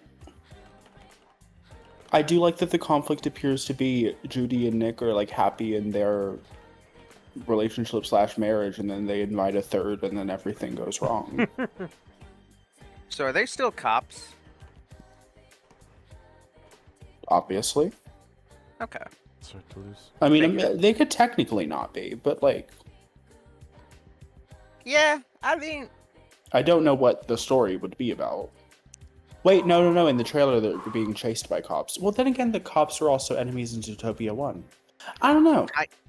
they were kind of enemies. Like, I mean, They they were were an antagonists, antagonistic but they were force, but they enemies. weren't. Like, Judy and Nick were not fleeing arrest. yeah. Do you So think my they'll guess take... is perhaps the snake is either framed for a crime, or basically there's some sort of disagreement where Judy and Nick are helping the snake and the cops are against him. And it's all part of a wider plot. That is my assumption, because the trailer is the three of them, Looney Tunes style, running away from cops. Hmm. That's interesting to me. It sounds like they're well, you know how Zootopia became a bit, I don't know, do I want to say problematic? Like after Its message about racism is kind of undermined by a lot of the details within it. Yeah. So I'm wondering if they're gonna be answering the response. Oh, sorry. On top of very particularly not actually deconstructing the bioessentialism at play. Yeah. Yeah. The issues with the metaphor not being perfect caused conversation, but not enough controversy to escape certain bubbles. Meaning I don't really consider it to be a major thing. Not major enough for them to like have to correct it in the sequel. I mean, they don't necessarily have to correct it, but I do feel like a response is, and at the very least, like, Given Disney's current trend of responding to controversy and criticism through sequels and remakes, we're almost certainly going to get something, just because what Disney wants to do is control its own history and reshape it at Pretty- any point in time. pretty much, yeah. So yeah, they may respond to it, they may not. It's just like Zootopia 1 was primarily lauded for its metaphor, Yeah. whatever critiques happened in small contained spaces. There were bad faith, like, poking at the metaphor, like the whole playing into the bioessentialism by pointing out that, like, by having the racism metaphor be aimed at predator species, we have to acknowledge, like, they don't acknowledge the fact that predator species are inherently more dangerous. And I'm just sitting here like, That doesn't sound like... Oh, go ahead, sorry. Like, the argument is that because the racism allegory, or the racism metaphor is, like, specifically, in terms of the overall point of the film, predator species are black people. And, like, your soft little sheeps and bunnies, they're white people. Like, the bad faith argument is that this doesn't work because predator species have, like, claws and sharp teeth and all that. They are actually inherently more dangerous. I feel like if you're making that kind of critique, though, you're not really talking about what the same thing the movie's talking about. Well, yeah, that's why I said it's a bad faith critique. Yeah, like trust me, that is... Oh, I'm just gonna say, trust me, that is something to keep in mind with that kind of message you're telling. But, like, yeah, I wouldn't go as far as...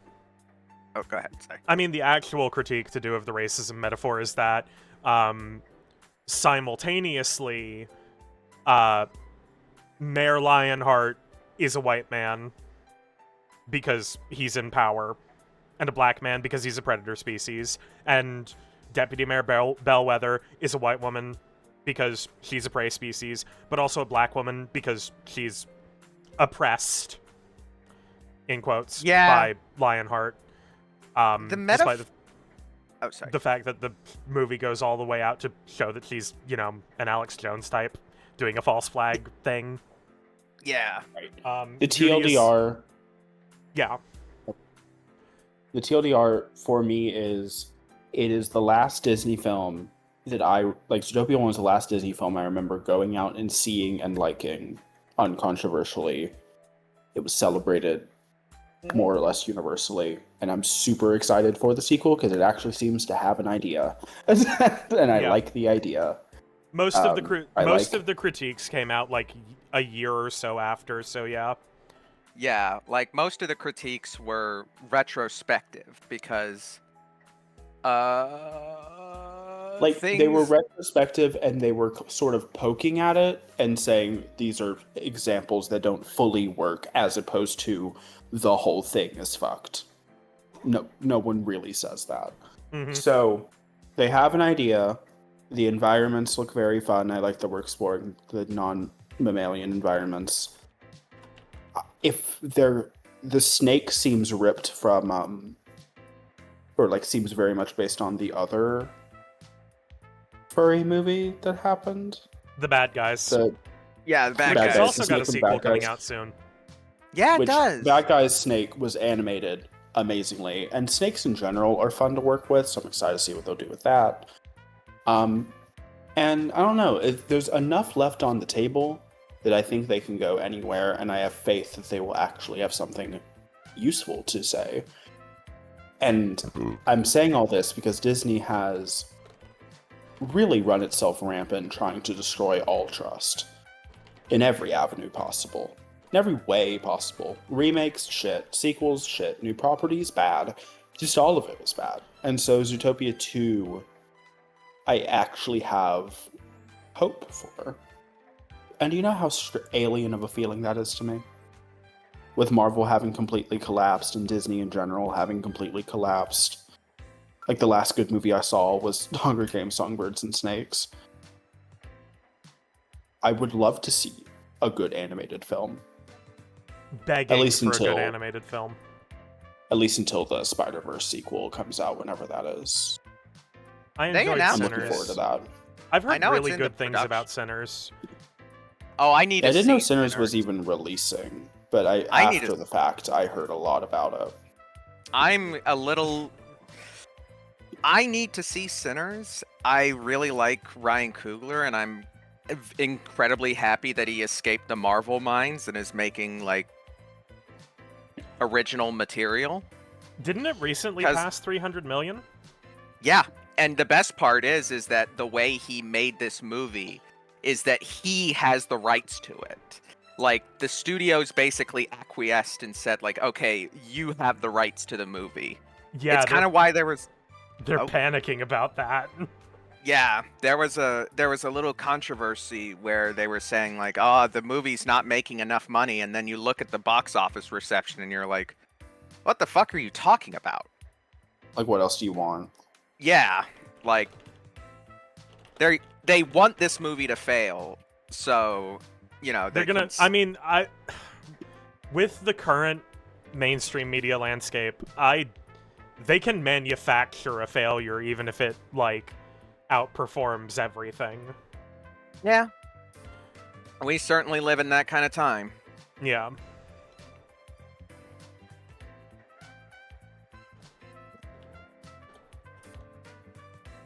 Drang Twin Spears. Nice. I remember those two invade NPCs giving me a lot of trouble, and I just clobbered them. 390 degrees for 8 to 9 minutes.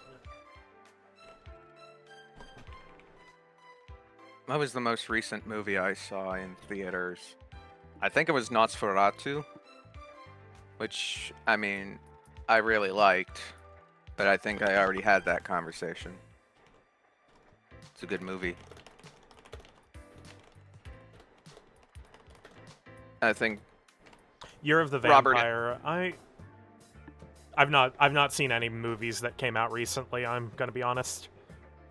Oh, I saw That's Mean fair. Girls the musical in a theater that was literally just myself and my mother. Yeah. I've never. I'm trying to think of the biggest theater crowd I've ever been in. I think it was Songbirds and Snakes, and about half the theater was filled. I That's mean, the biggest crowd I've ever been at. The other films I remember seeing in theaters specifically, Zootopia was full. Tangled was full. yeah.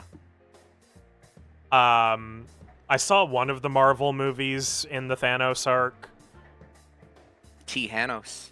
I can't remember. It was full. It Yeah. was full, and it was annoying to have to go to the bathroom in the middle of it. Because people in movie theaters... Like... Yeah, okay. I can get it being angry about, like, phones or talking. But, like...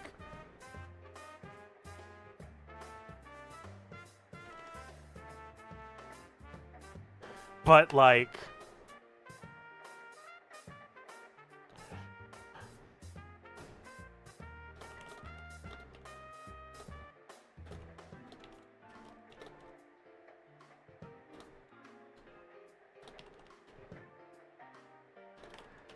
No, you're so right. It's not my fault that the way the seating is done, there's one long line and maybe two seats with the stairs between them on the on either end. I keep accidentally closing Twitch.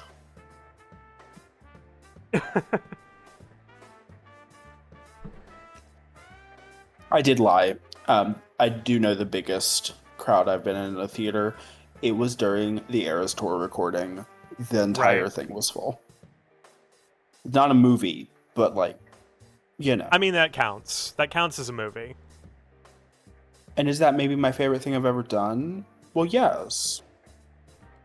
Because it was one of those things where, like, you were invited to sing along. And I did. And I cried.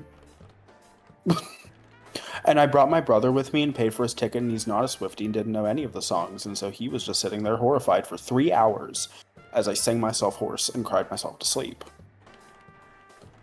Amen. How long is the Eras Tour movie? Look that up. Yeah, it was about 3 hours.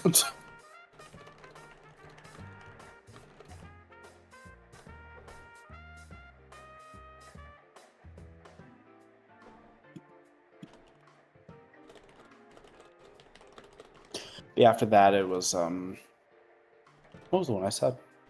Songbirds and Snakes, and then none of the Marvel films I've ever seen. Remember, my hometown, multiple theaters, but not a very big movie-going population, is like an important thing to consider. No Marvel film has had more than 3 other people during a time I've went. Mm-hmm. And I've seen most of the Marvel films I've seen in a theater or in a dentist office. It's one or the other.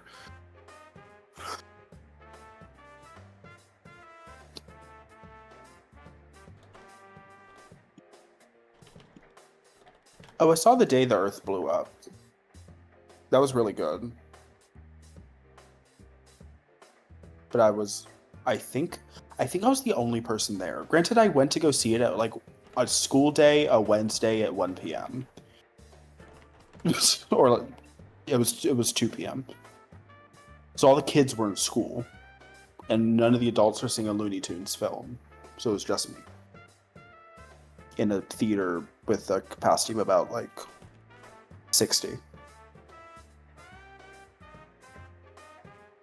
And I did put my feet up on the chair, and I felt damn good doing it. Mm-hmm.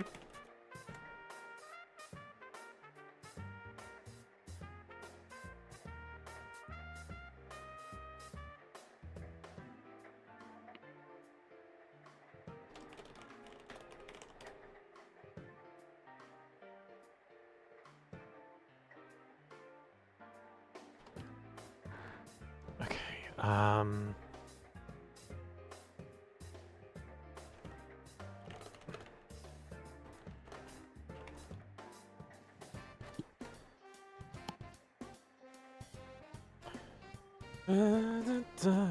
Ba-dum-bum-bum, ba-da-dum-dum.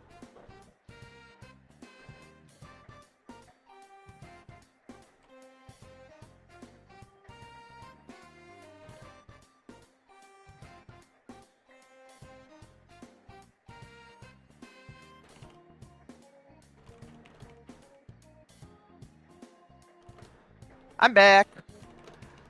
Welcome back. Hello? Yes. Thank you. Excellent. Oh god, I'm at the part where the silver knight guys with the great bows shoot at you. Ah. Go, go, go, go, go!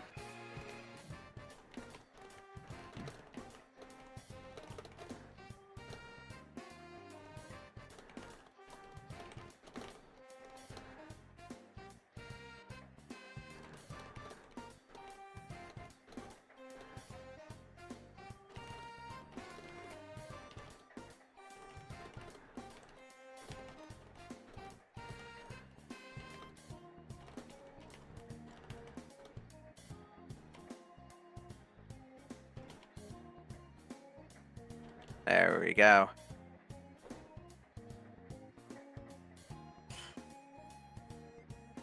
Yeah. Nice. Victory is mine.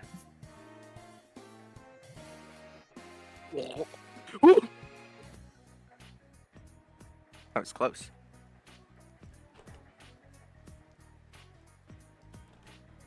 Ouch.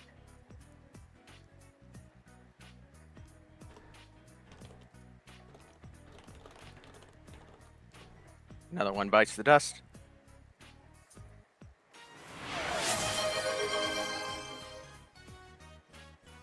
Oh, thanks, Ditz. Yes, you must drink the wow to.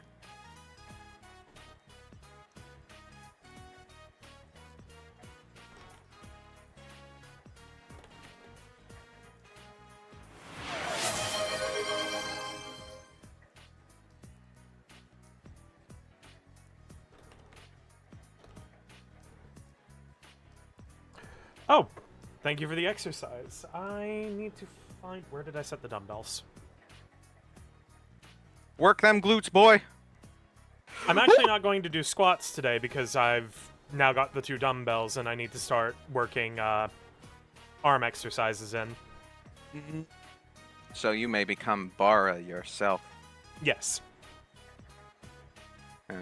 Yes. Is Bara a word for bear? Bara's... It means muscular. Ah. 1 second while I take my headphones off to get that. Yeah.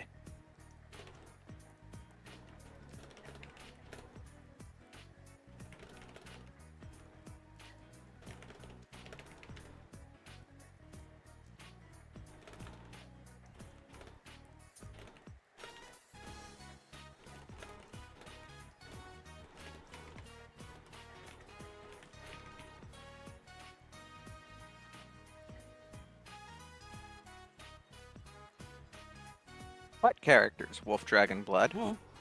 Gonna set that on the table. Yeah, exactly. Alright. I'm going to do a wrist thing. Because I am starting to develop carpal tunnel. 2, The little Empress. 3, Oh. 4, 5, 6, 7, 8, 9, 10. Stop there. I wonder. I've got like 43,000. Oh wait, there's a bonfire. Ooh, yeah, sure.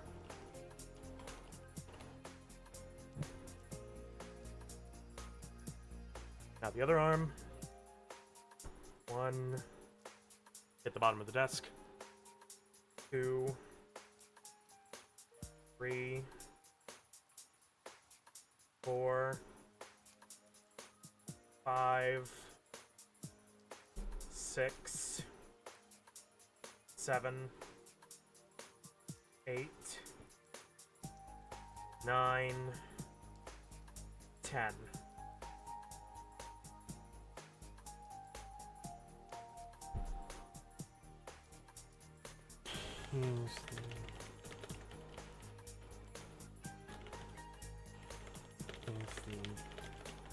One, 2, 3.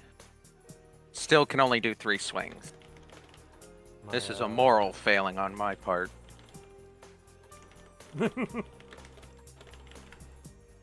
Ow! I just stubbed my toe on the dumbbell after putting it down. Ooh. Oh.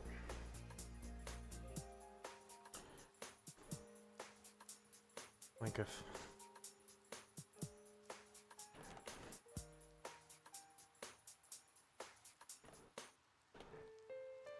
Ashen 1.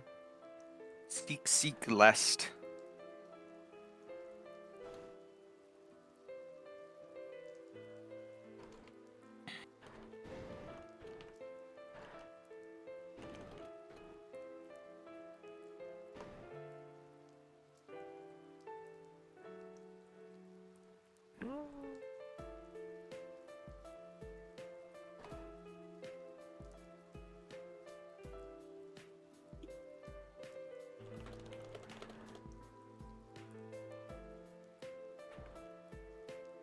Prithee, be careful.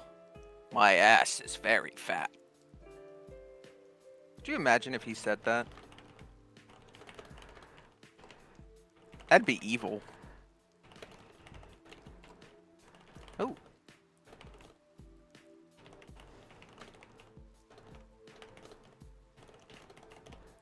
Nice.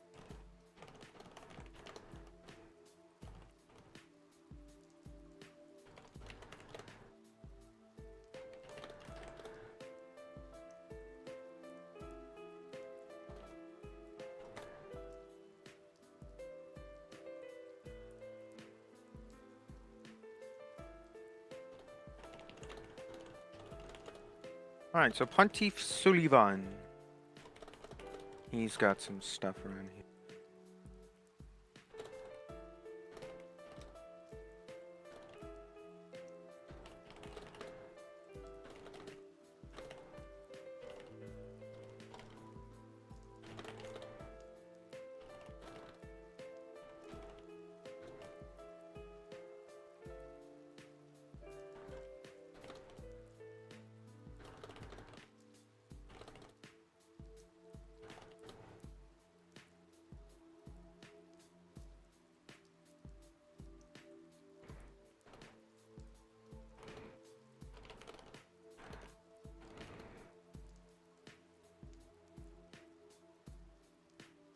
Okay, where was I? Dark stone plate ring.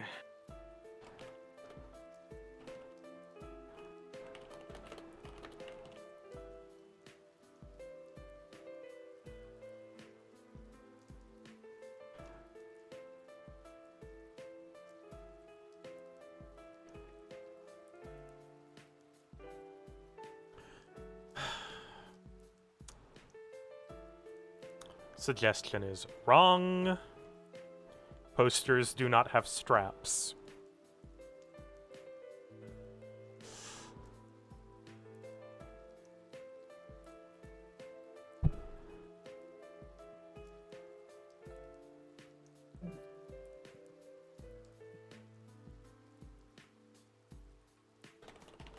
Perhaps they think you mean poster as in one who posts, and they could have a strap. Perhaps. Strapped to the penis.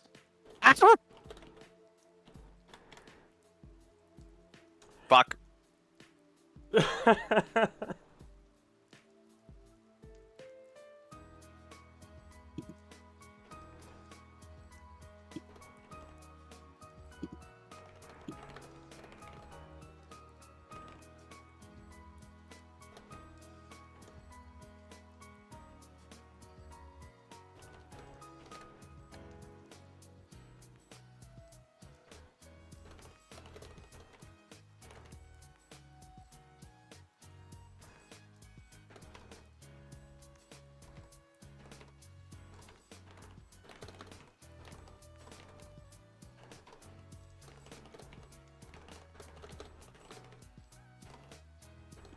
Oh.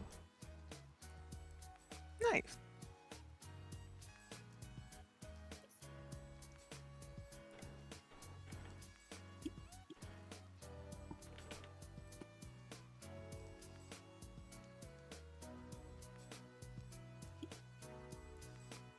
What does Simple Gem do? A simple gem gives you a FP restore, FP regen. Oh! That's pretty cool.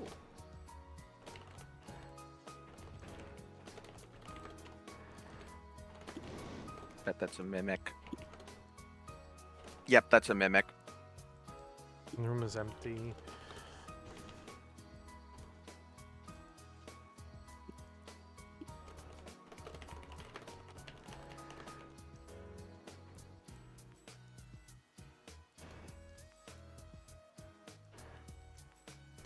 Ouch. There we go.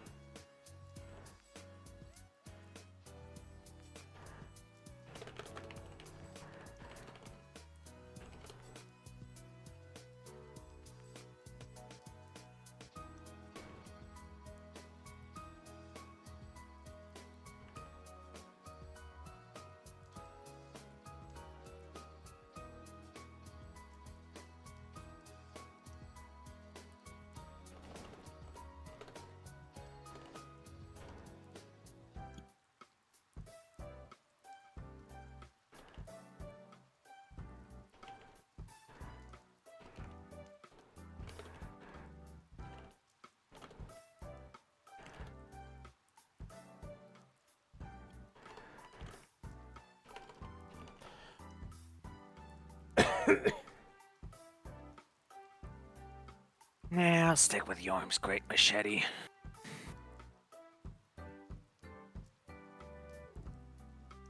Is this in Persona 4? Oh, it's from dancing.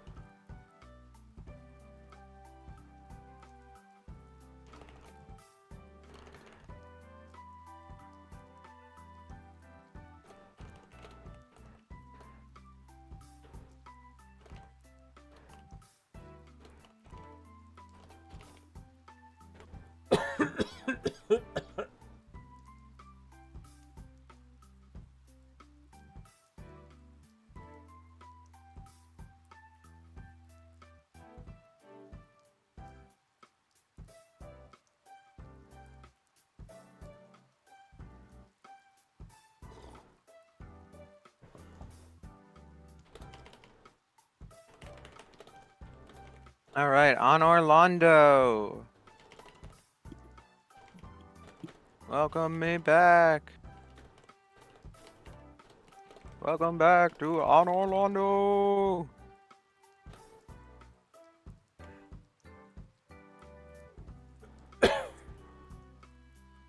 Maybe I will use the Dragon Slayer at Great Axe. That's a pretty badass weapon.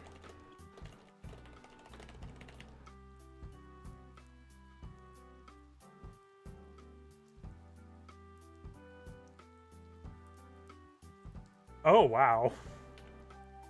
Whoa! Silver Knight number 2. Ouch. Ah!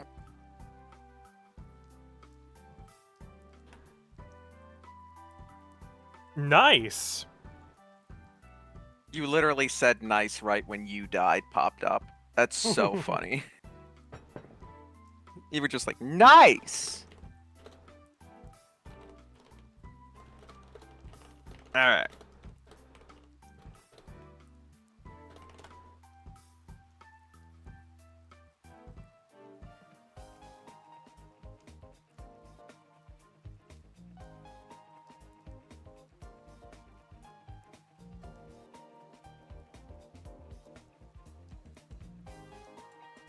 Alright, that's one Silver Knight down.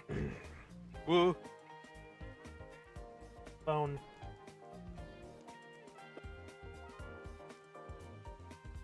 Uh-oh.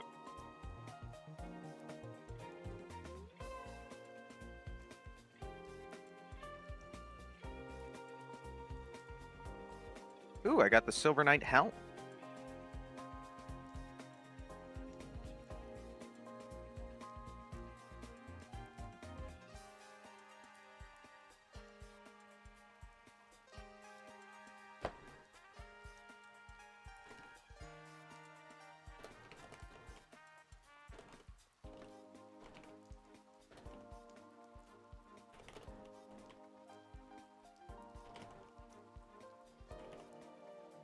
Yeah. Coming.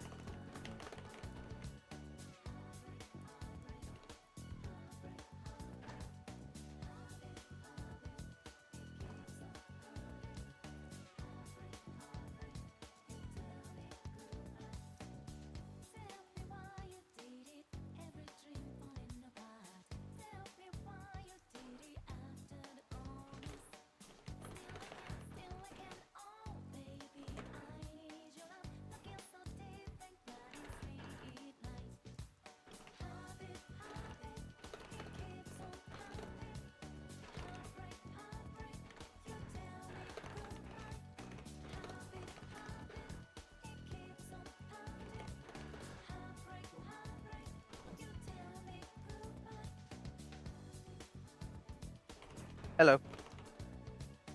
Mm-hmm. Oh, Welcome back. thank you.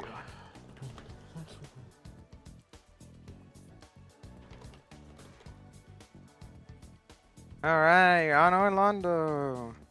Welcome.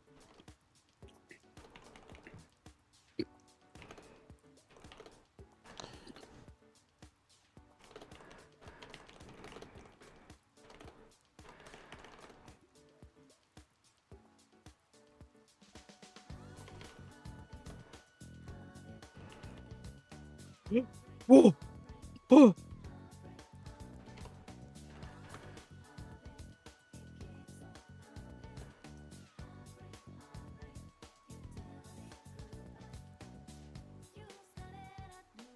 Soul of a crestfallen knight.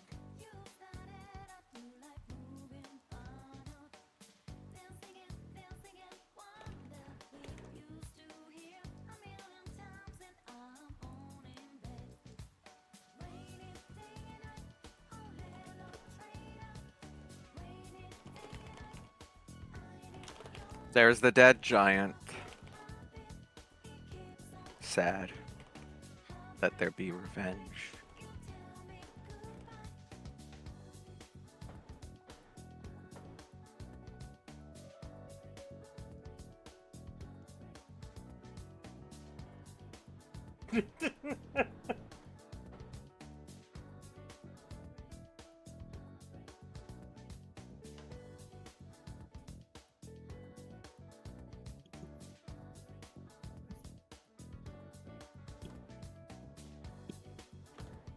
Ouch.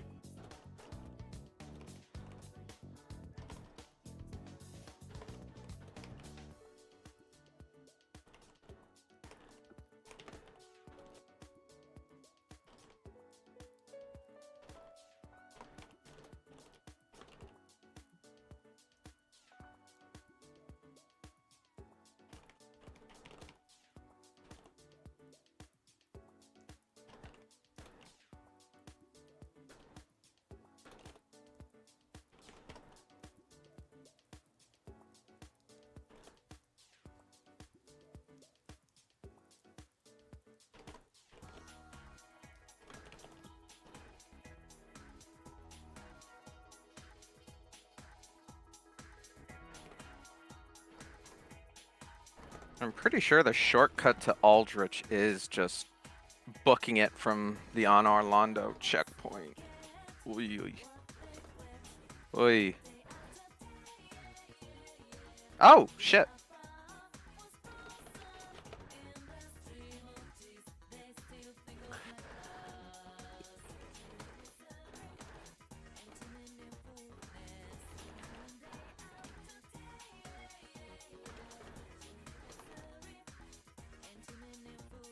Ouch.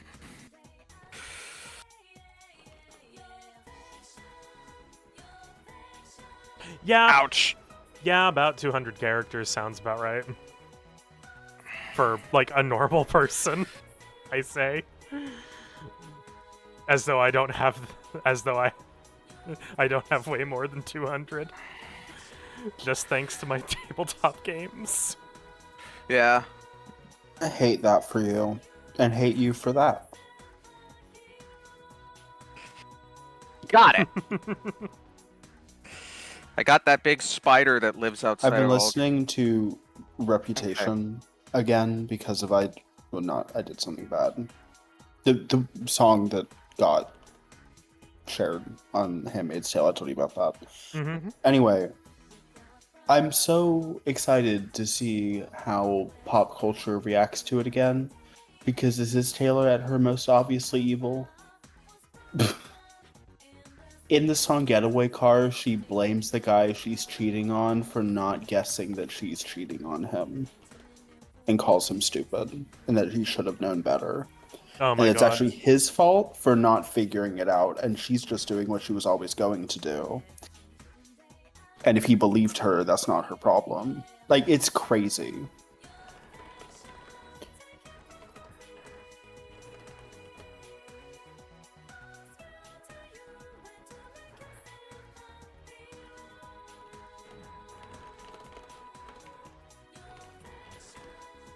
I just hope the Black Eagles are ready for this. The amount of edits I've seen of the Black Eagles to all of the songs on Reputation. Most obviously, I did something bad. Because of the war. Mhm. Yeah. Alright. Alright, I need Okay, to I run guess to the I'm just- restroom real quick. I guess I'm just gonna make a mad sprint towards Aldrich.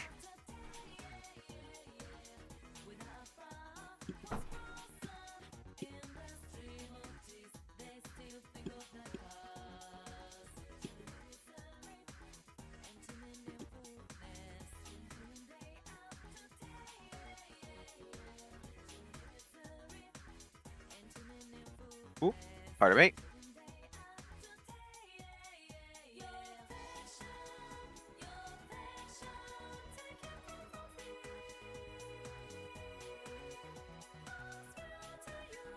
Pretty sure y'all should be following me in here, and this is like a very sacred place, and it's like a very sacred place. All right, see ya, suckers. Ha!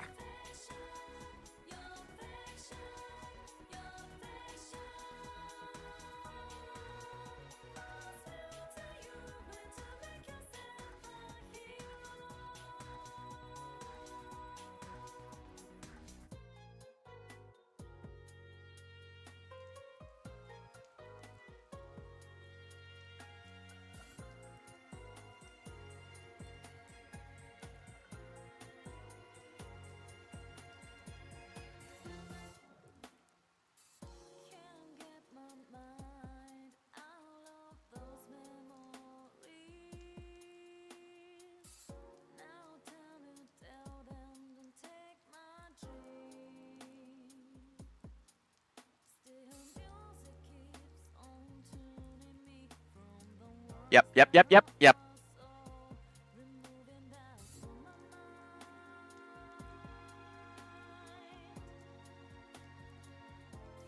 Dang.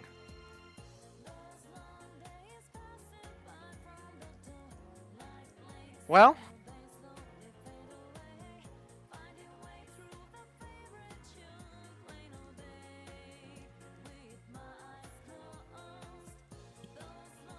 I guess I'll go try it again.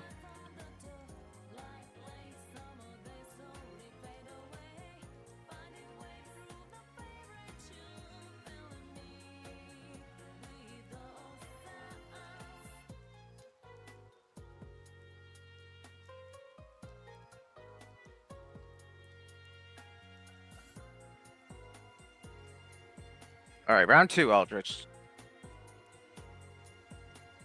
You fucking worm.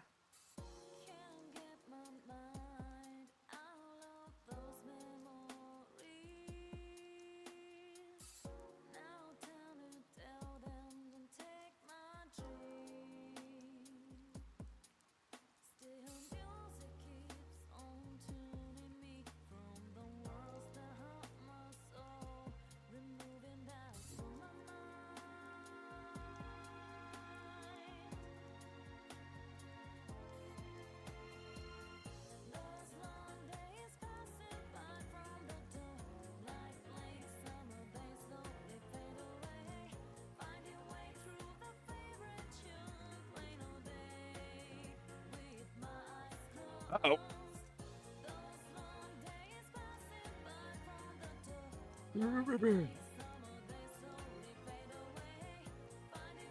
Oh. Ouchies.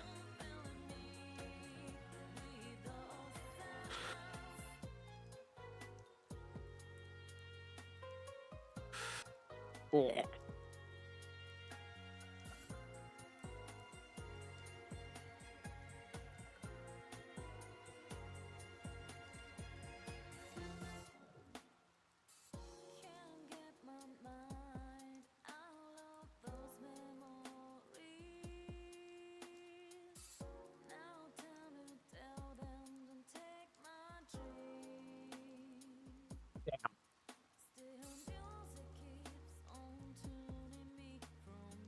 Oh.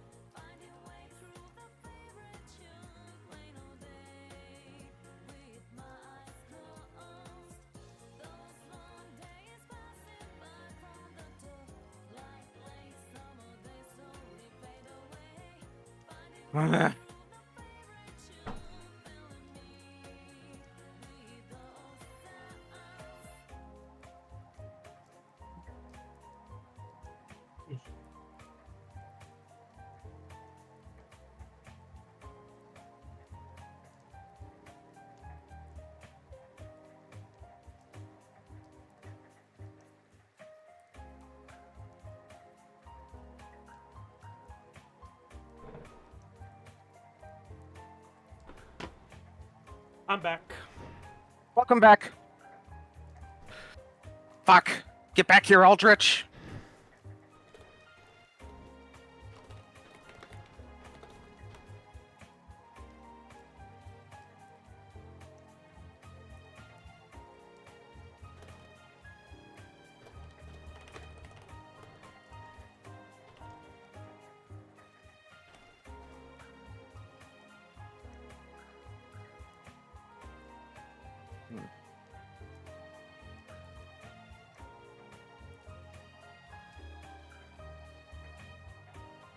It's almost dead. Welcome back, by the way. Did I say welcome back?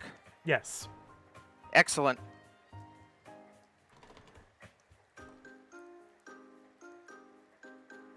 And he got his health back. Okay. Got him!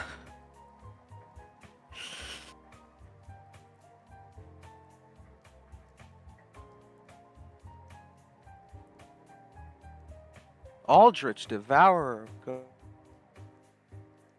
God.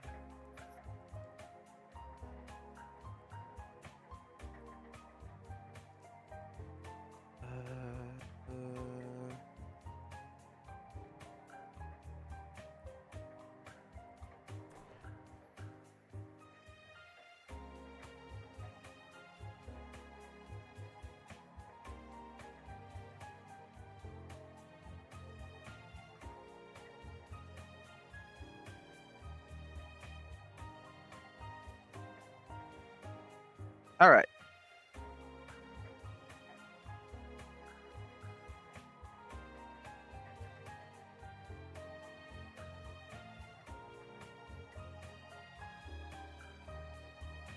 Oh no, I ain't gonna talk to you.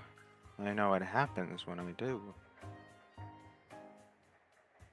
You know, that old crone, you know, when you talk to her after you beat all the other lords in the dancer. With her great butt.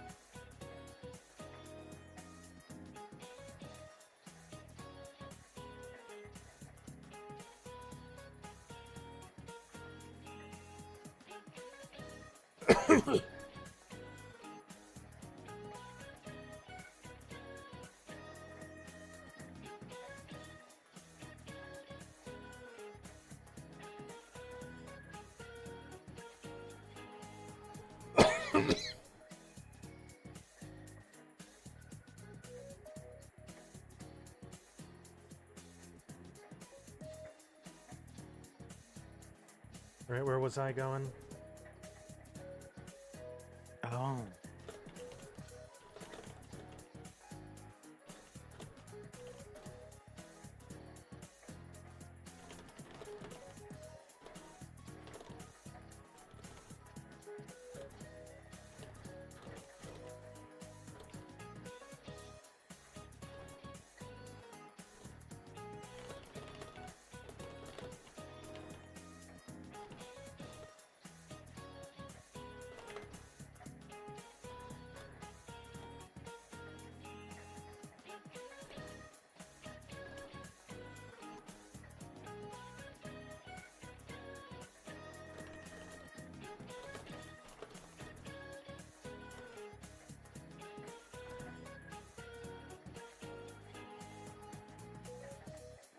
Alright, I will be right back. I'm gonna go grab dinner.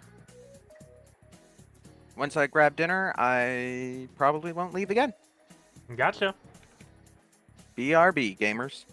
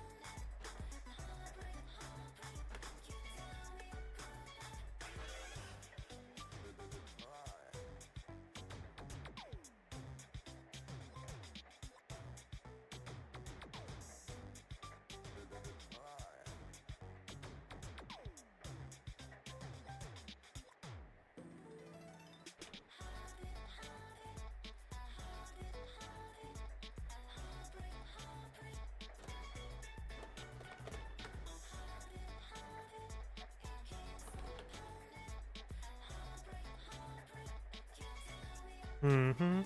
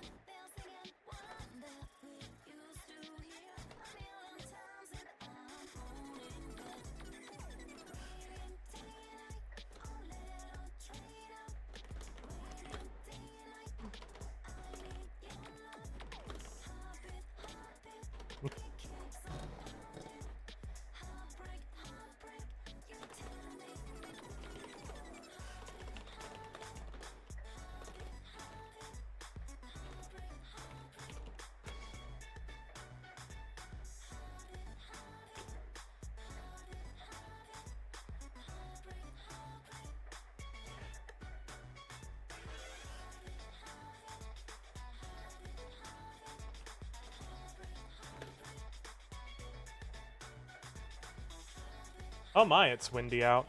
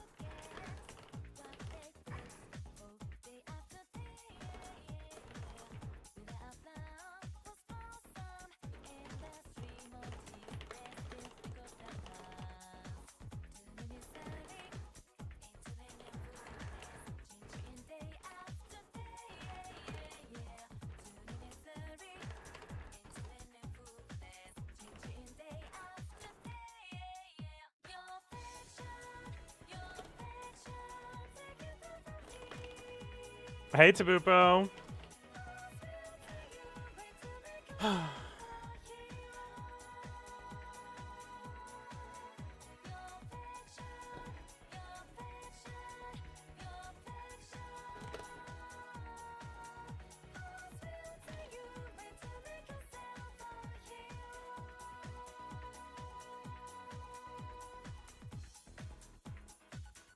Oh my god.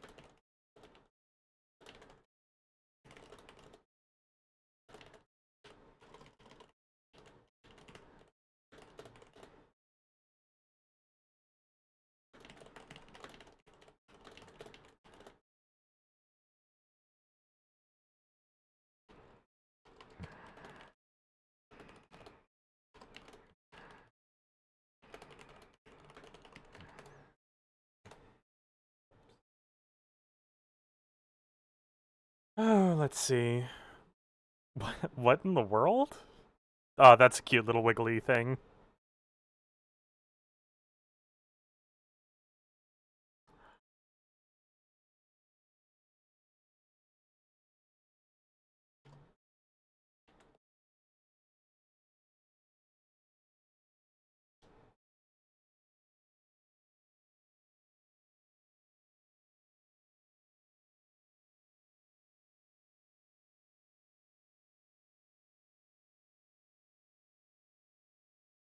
Hmm.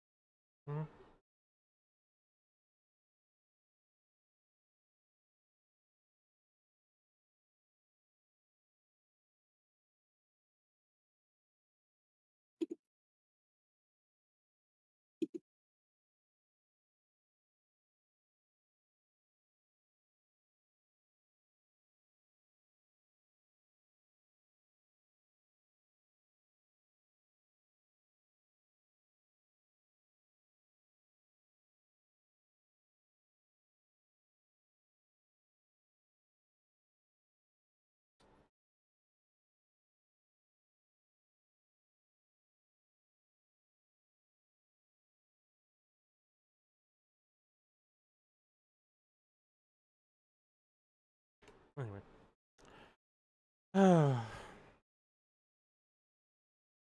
Music ended.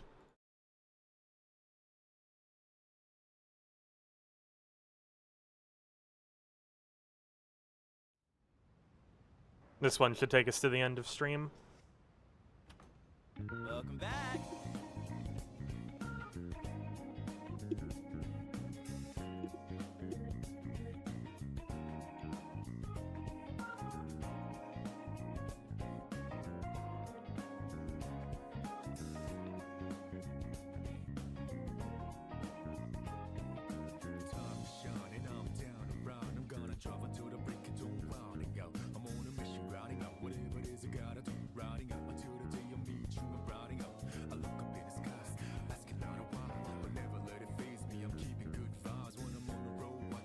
Oh my god, those are cute little cats. I'm working on my demon story in Vice Virtue. I've been stuck on it for a while because I've been trying to figure out how to describe the professor, and today it just clicked.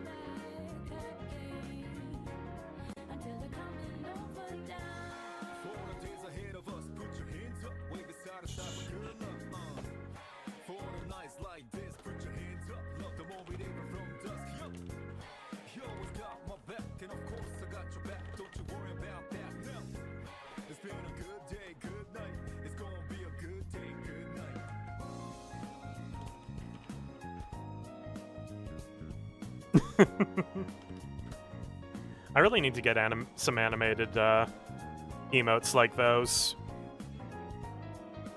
when I have the money.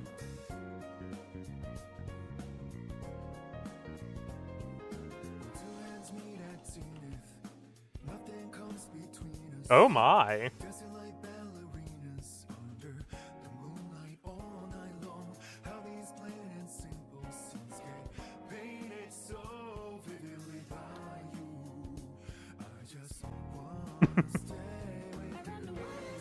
I still really appreciate my friend commissioning that for me. And Wolf did such a good job on it. Oh, I love the...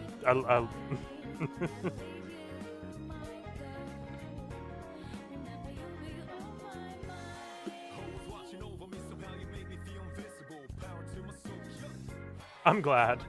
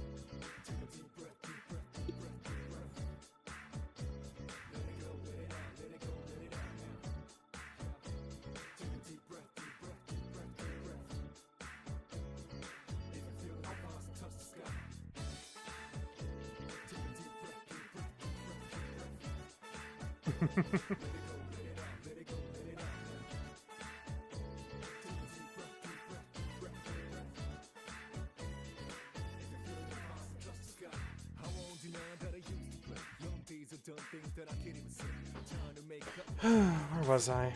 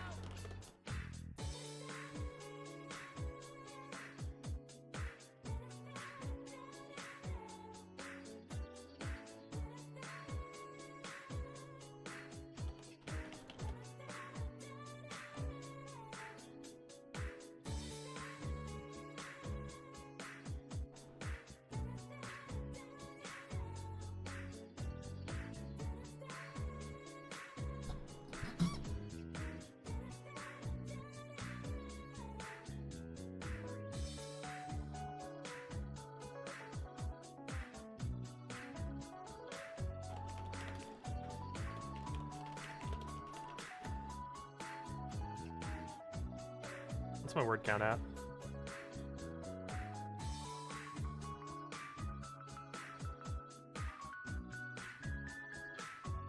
$436 words. That's about average for these sort of streams.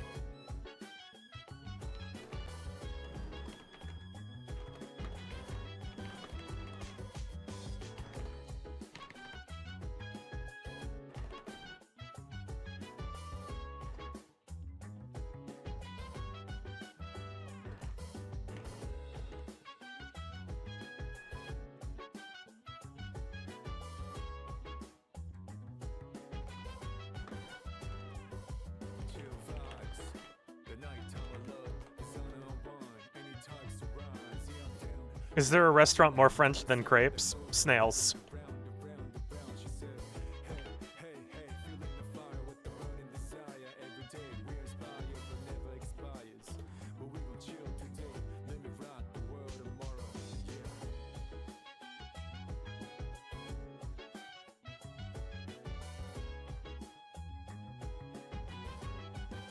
Bibi is not taking Minato out to snails. Then no, there's not a thing. There's not a thing more French than crepes.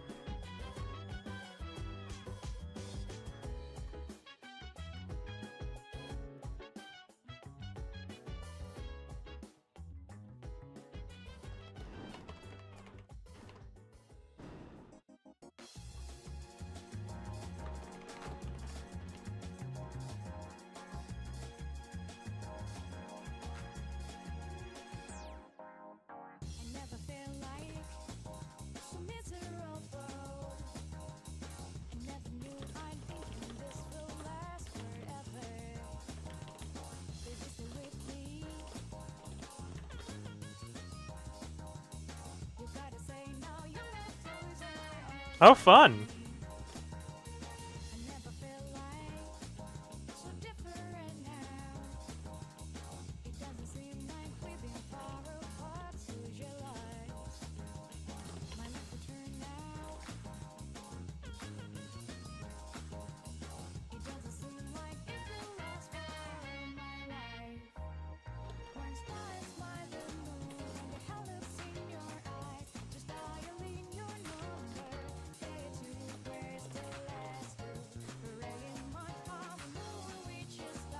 No, I don't want to use that just yet. I'll save that for the end.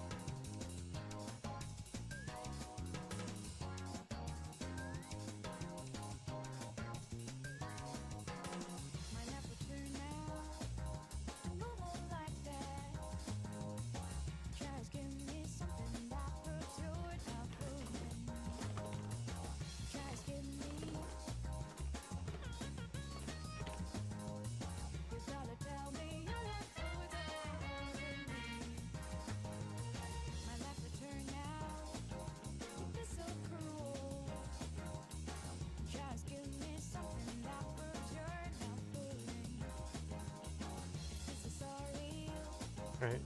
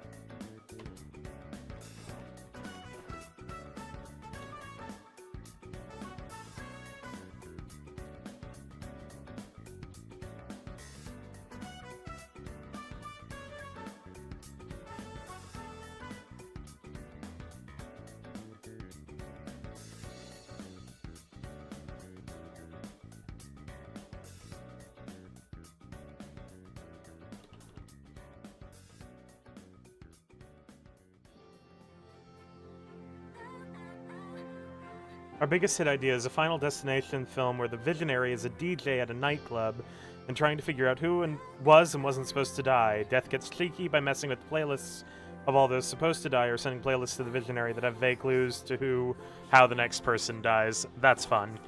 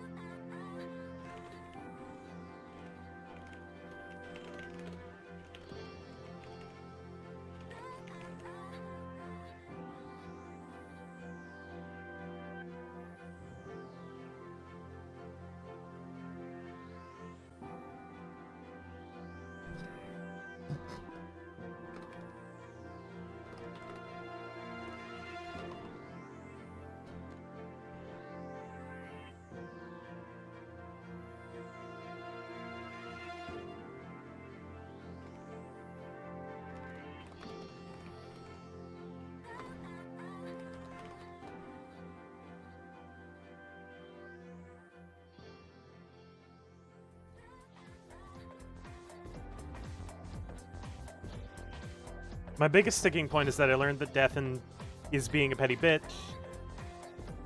My biggest sticking point is that I learned that Death, in being a petty bitch, accidentally fucks up the balance of life and death, and there's no repercussion. Yet. Right.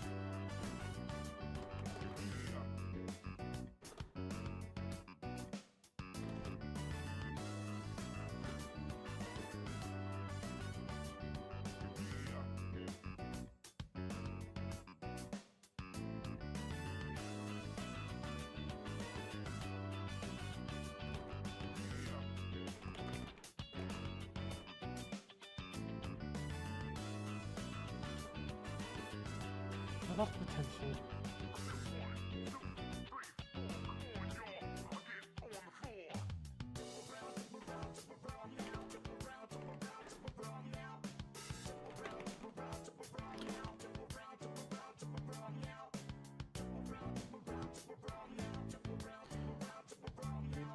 Like, girl, you don't get to spend 6 films going on about Death having to settle scores and even out the balance, only to then fuck the balance because you were a messy Karen. Yeah.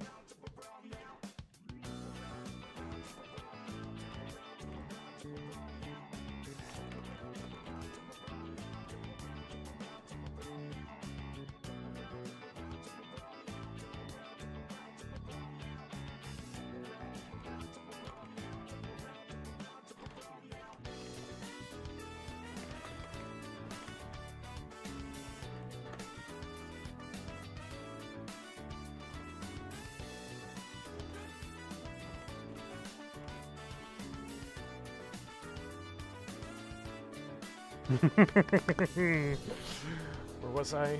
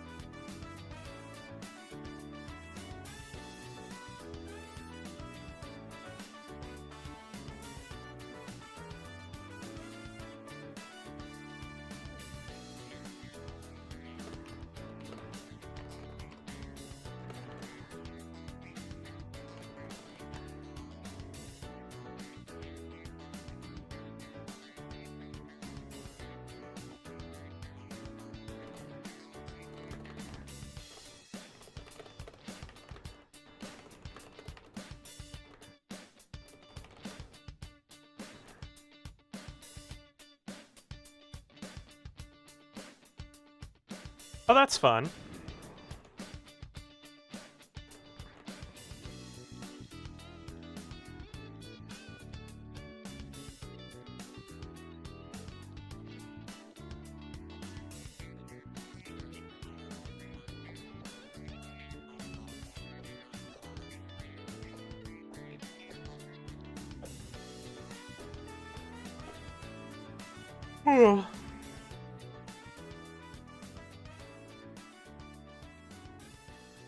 I need another cup of tea. I'll be right back. I'm sorry I'm up and down.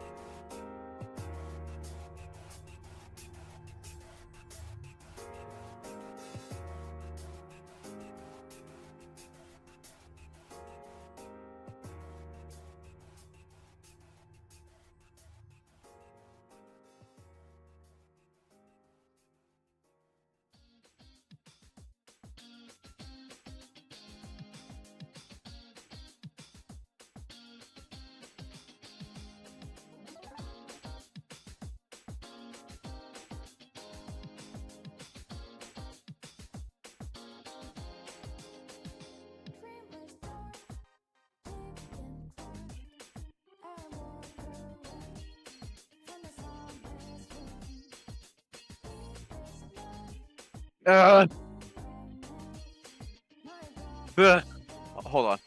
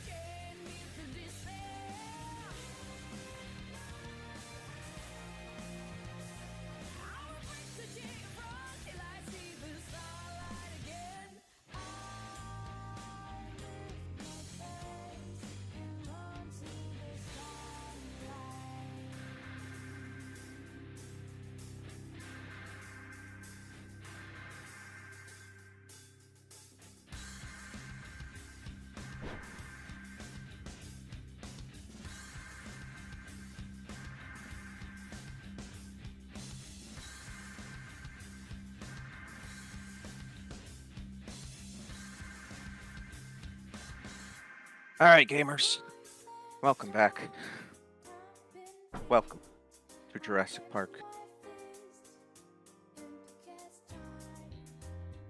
I take it my associates have taken leave.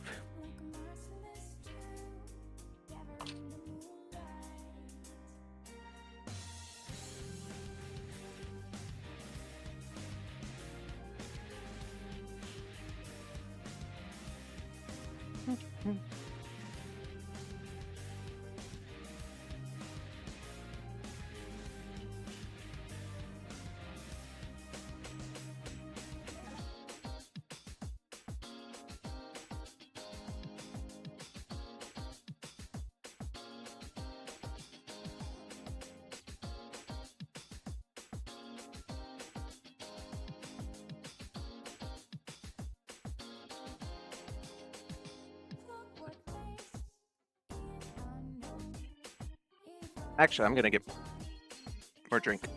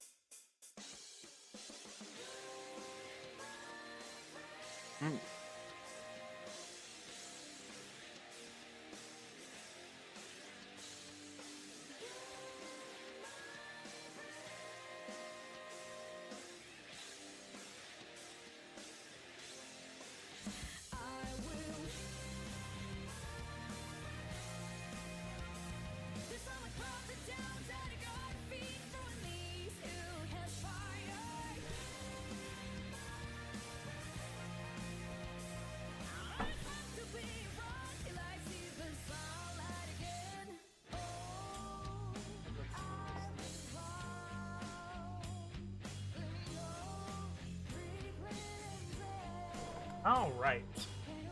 I'm back with my team.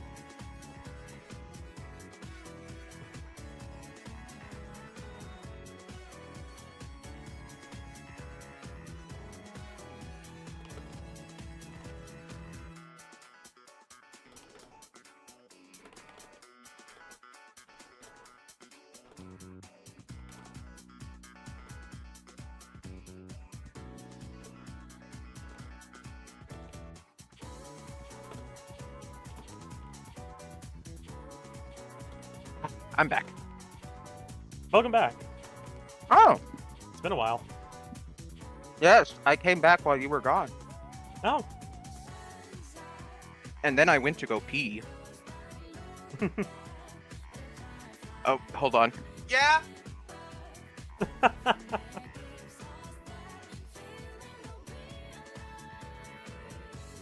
Well, it was nice while it lasted.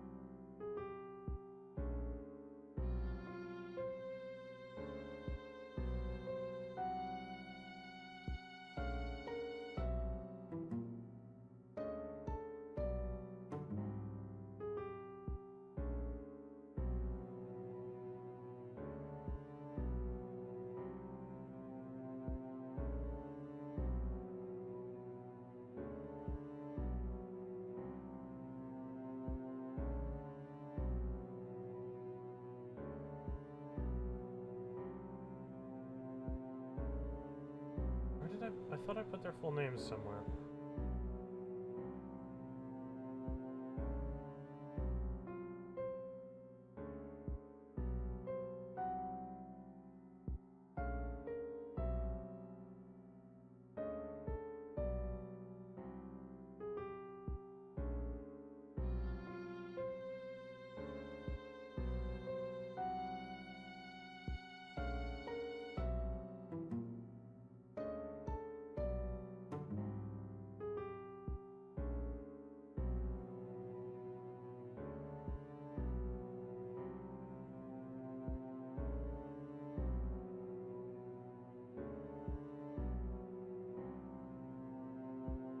Now I'm back. Ow. Yes. It Feel was a little pain loud at my very suddenly. yes. Feel pain at my strength.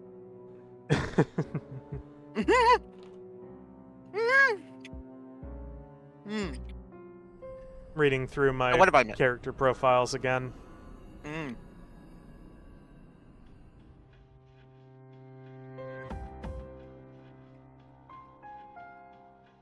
Trying to remember some things for trying to prep myself for the next scene in which, as Micah is leaving the art building, he runs into Tartarus vibes. Asmodeus in his human guise, Mm.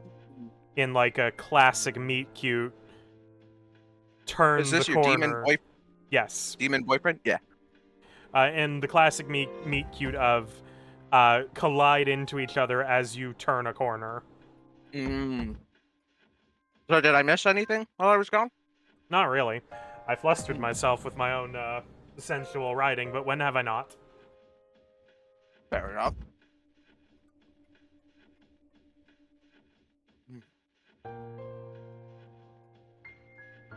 Aaron was talking about Final Destination in chat. Mm. I was reading. I like the first movie, and I respect the other ones. You know, because it's like, Apparently, the most recent one's good. yeah, I've heard. I heard the most recent one's good. It's also the last movie that Tony Todd starred in before he died, which makes it a pretty important horror film for horror geeks like me. Mm-hmm. Tony Todd is Candyman. You know who Candyman is. Guy with the hook hand, bees come out of his mouth.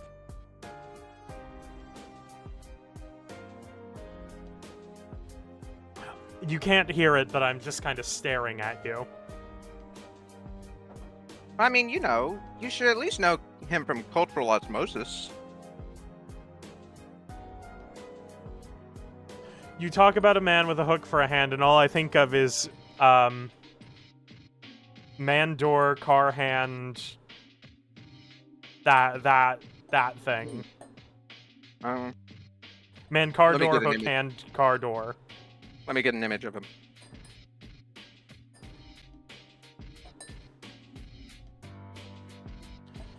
The only thing osmosed about Final Destination is the fucking log truck. I mean, I've got a thing about Final Destination stuck in my head, but it's because it's referenced in a sitcom I watch. Quite a few people think of Final Destination. I'm not gonna lie, I think of the scene from 2 with the log truck. Yeah, let me get that. Let me see if I can find it. But yeah, stream talk or voice chat, I posted a picture of Candyman. Yeah, give me a second. Based off a Clive Barker short story, who is my favorite horror writer. I'll have to show you after the stream. I'd have to bring it up on Hulu. Candyman is one of the pillars of black horror films alongside Night of the Living Dead and Get Out. See, I don't. Okay, you finish. You finish, guys. They put advertising for Bloodlines on log trucks. So That's I don't funny. know. That is funny. It is funny. But I don't know if I'd call Candyman black horror. Because while it does very much consider the black experience as horrific because it takes place mainly in a ghetto, with the main character being a white woman, it it falls into the trap of sometimes, the white woman in danger of, the scary black man, I think. Which is why I kind of wish I saw the new Candyman, because the new Candyman has it's a black-led, black-made production. Like, Candyman, there's stuff. I'm not the one who Okay. classified it, Jordan Peele did. Please do not get heated. I'm just saying that Candyman, as an original creation of a white man, and then directed and written and adapted by white men, with a main character who is a white person, it does fall under a little bit of, it's not intentionally, doing that. I think that the creators of the film have nothing but sympathy for... No, you're fine. You're fine, Coaster. For, for black people and all that kind of stuff. But I don't think the movie was completely thought out in what it was saying from action. Now, that's not to say it's a bad movie, I'm gonna say. Like I said, because it wasn't intentional, Candyman can still... It doesn't feel exploitative, even if it is a little bit, if that makes any sense. You know? Did that make any sense, or was that just rambling? That makes sense to me anyway.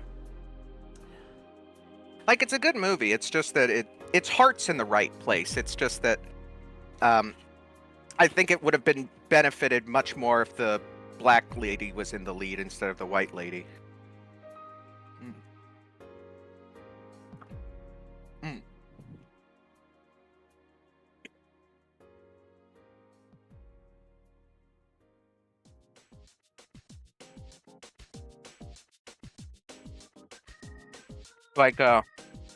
There was this documentary that I watched a long time called Horror Noir. Talked about Candyman. Kind of deal. And I think that's where Jordan Peele said that, but... Everyone, this is my jam. A great theory I've heard is that the reason why Candyman's weakness changes each film is because it's a different version of Candyman, with the difference of how the story was told between Chicago, New Orleans, and Los Angeles. That's interesting, but well, the story is all about stories. It's about, Candyman is about urban legend and things like that. At least when Clive Barker wrote it.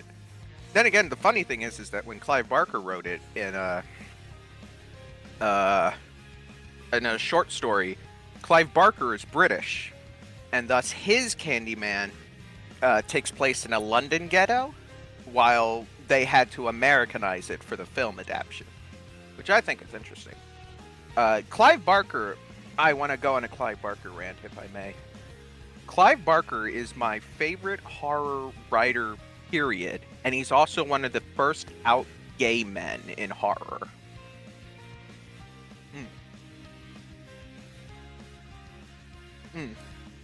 Or...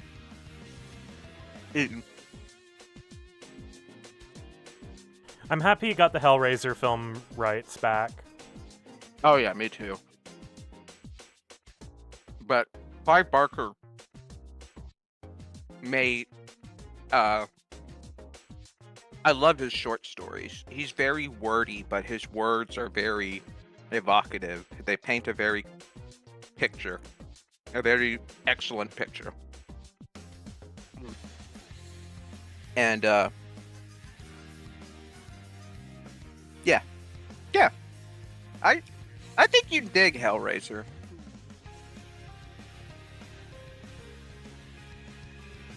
It's a little intense, but it's about sex. It's about BDSM sex demons from hell who worship pain and stuff.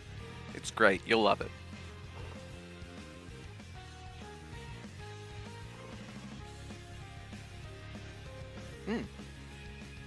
Oh yeah, and another W for Clive Barker. Third horror film DVD special feature for this question of actually. He's What do you got mean the ring DVD? and he's got Final Oh. Destination. The ring having yeah, those. Hmm.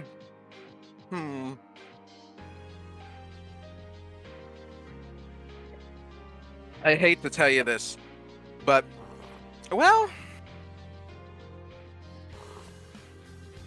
nah. Most horror movies I watch were like older, 80s and 90s and back stuff. The only thing I can think of special features wise that's like that was, and this is gonna be funny, but the SpongeBob SquarePants season 2 DVD, original season 2 DVD, because the episode, the episode where this Flying Dutchman like makes SpongeBob and Patrick part of his crew, Shanghai.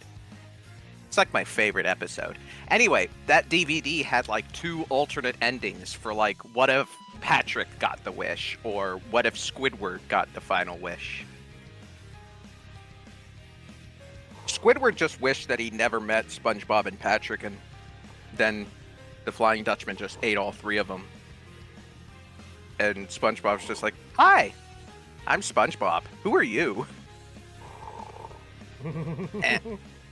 and the other one was Patrick, who wished that for gum, because he's like, "Well, if we're gonna get eaten, then we might as well smell nice." And then SpongeBob and Squidward just stared at him blankly without blinking. But yeah, no, I don't really know from like those kind of DVD kind of things. Sorry, Coaster Ranger.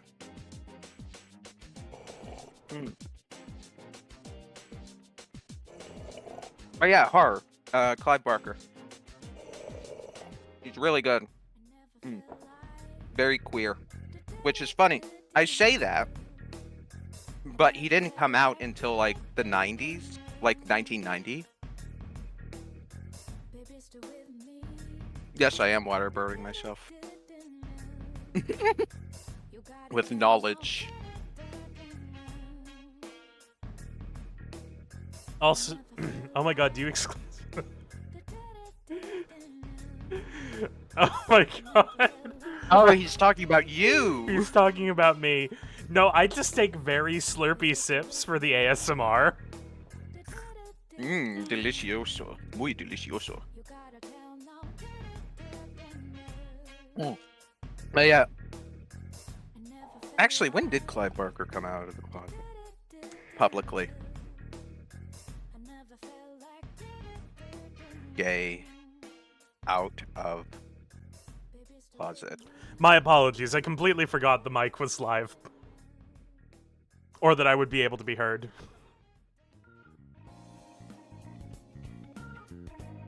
Oh. Dear fuck, slurping pond water out my ear. I'm so sorry, everyone.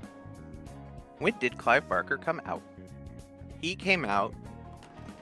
Barker stated on Loveline in 1996 that he had several relationships. But realized he was gay when he was 18 or 19. Okay, yeah. Doesn't say when he publicly came out, but he's always been gay. The cool thing about Clive Barker is that he recently called out Joanne as being a bitch. Yeah. A bad person, sorry.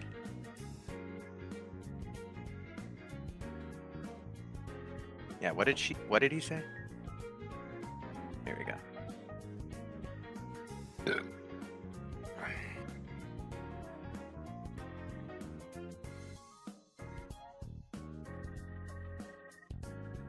I love the word largesse. Oh, nice mask.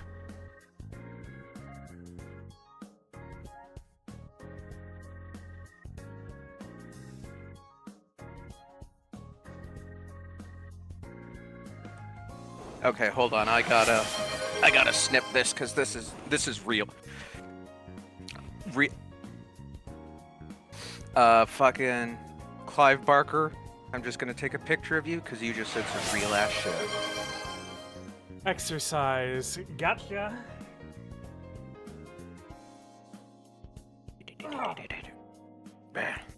Let's do more wrist exercises. 1, 2, 3, 4, 5, 6, 7, 8, 9, 10.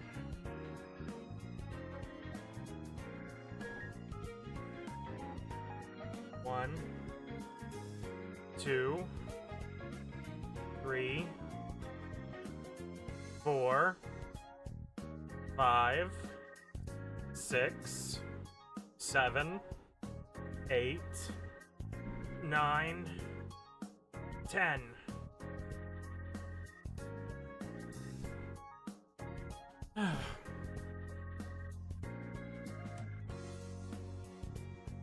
Ah. Gad Barker.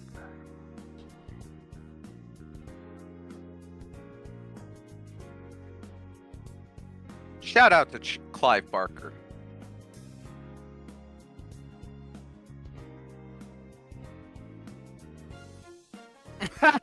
That's a deer fox slurping pond water out of my ear. Yes. And this is the writing stream of all time. Truly There's is. many writing. There's many streams. In this way, This is we us right are now. the ultimate. Yeah, this is us. Yeah, that's us. Well, that's Kaz right now. I'm the guy. Here we are. I almost made a horrible joke, but I decided against it.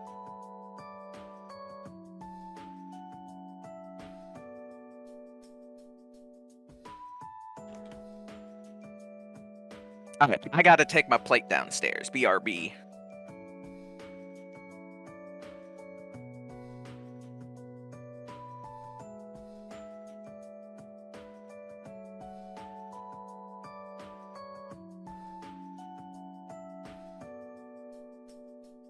It's so good, Mask. Peak fiction.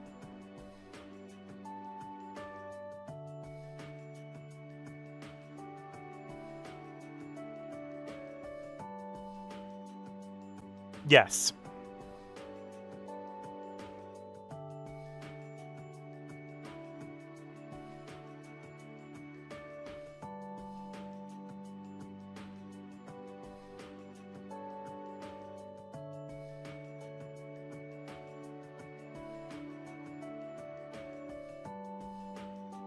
Actually, I need to do this.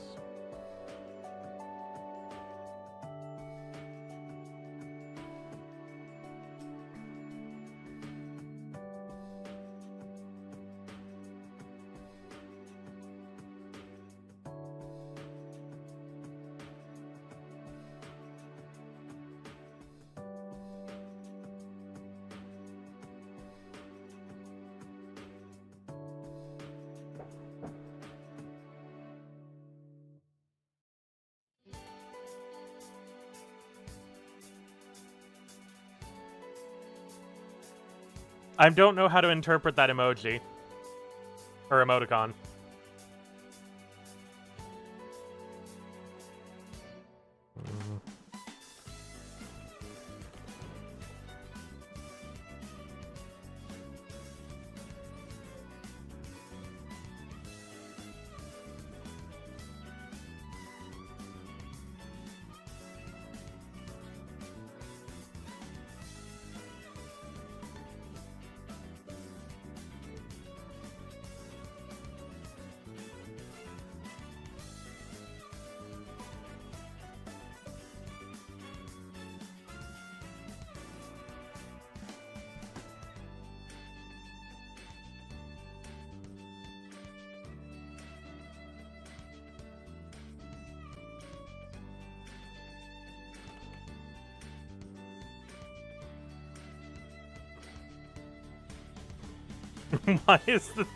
Why is that homophobic?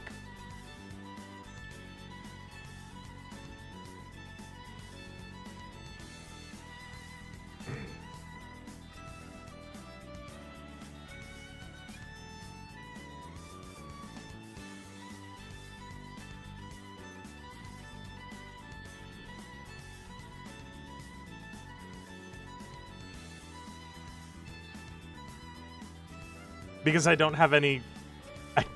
I don't have any context for this song.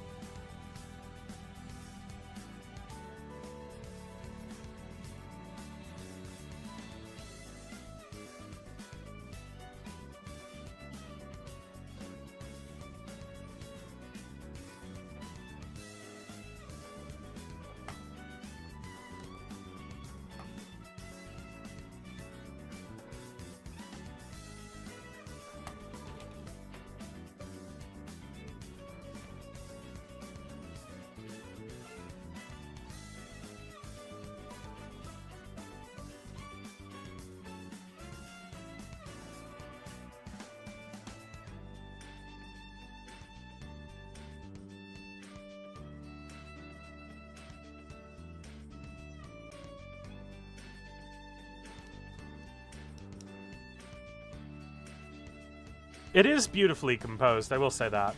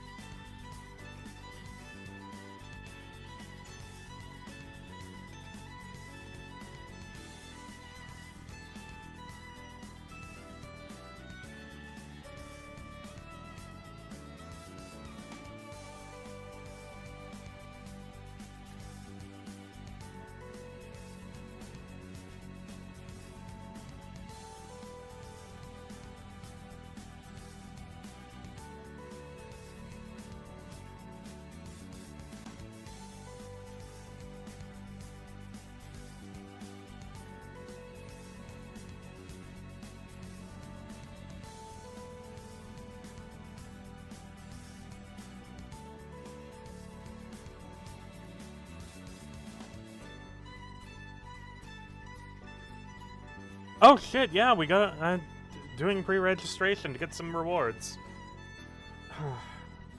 What is it on service-wise?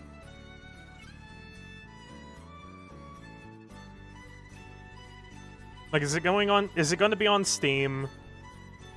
It's going to be on Steam. It's going to be on... Sorry, let me mute the stream so I don't hear myself. It's going to be on Steam. I'm going to have to do it on Google Play because I'm assuming it's not going to have Mac compatibility because Atlas doesn't do that. And, you know, general app stores. I don't know if they're counting pre-saving on Steam as pre-registering because the language on the app stores is registering. Yeah. You know, that's like my only thing. But I mean, it couldn't hurt for you to do it. Let me pull up the latest price thing. I only asked because a friend convinced me to try Love in Deep Space a couple days ago, and my phone literally could not, storage-wise, have it without me deleting some things. I found out Tumblr is taking up 20 fucking gigabytes on my phone. 20 fucking gigabytes. Yeah. Welcome back. Welcome back. What's going on? Talking about Persona 5, the Phantom X, the gacha game. They're doing a pre-registration drive. For an English? Yeah, for the English release. Yes. I guess I have to look him up on Twitter, don't I? What kind of game is P5X? Gotcha game. No, I know, but like, you know, gacha games are like... There are ways Like- to do gacha games. Is it? We'll look it up after stream. Okay. Which stream is going to be ending soon as the music fades out. Mm. Yeah.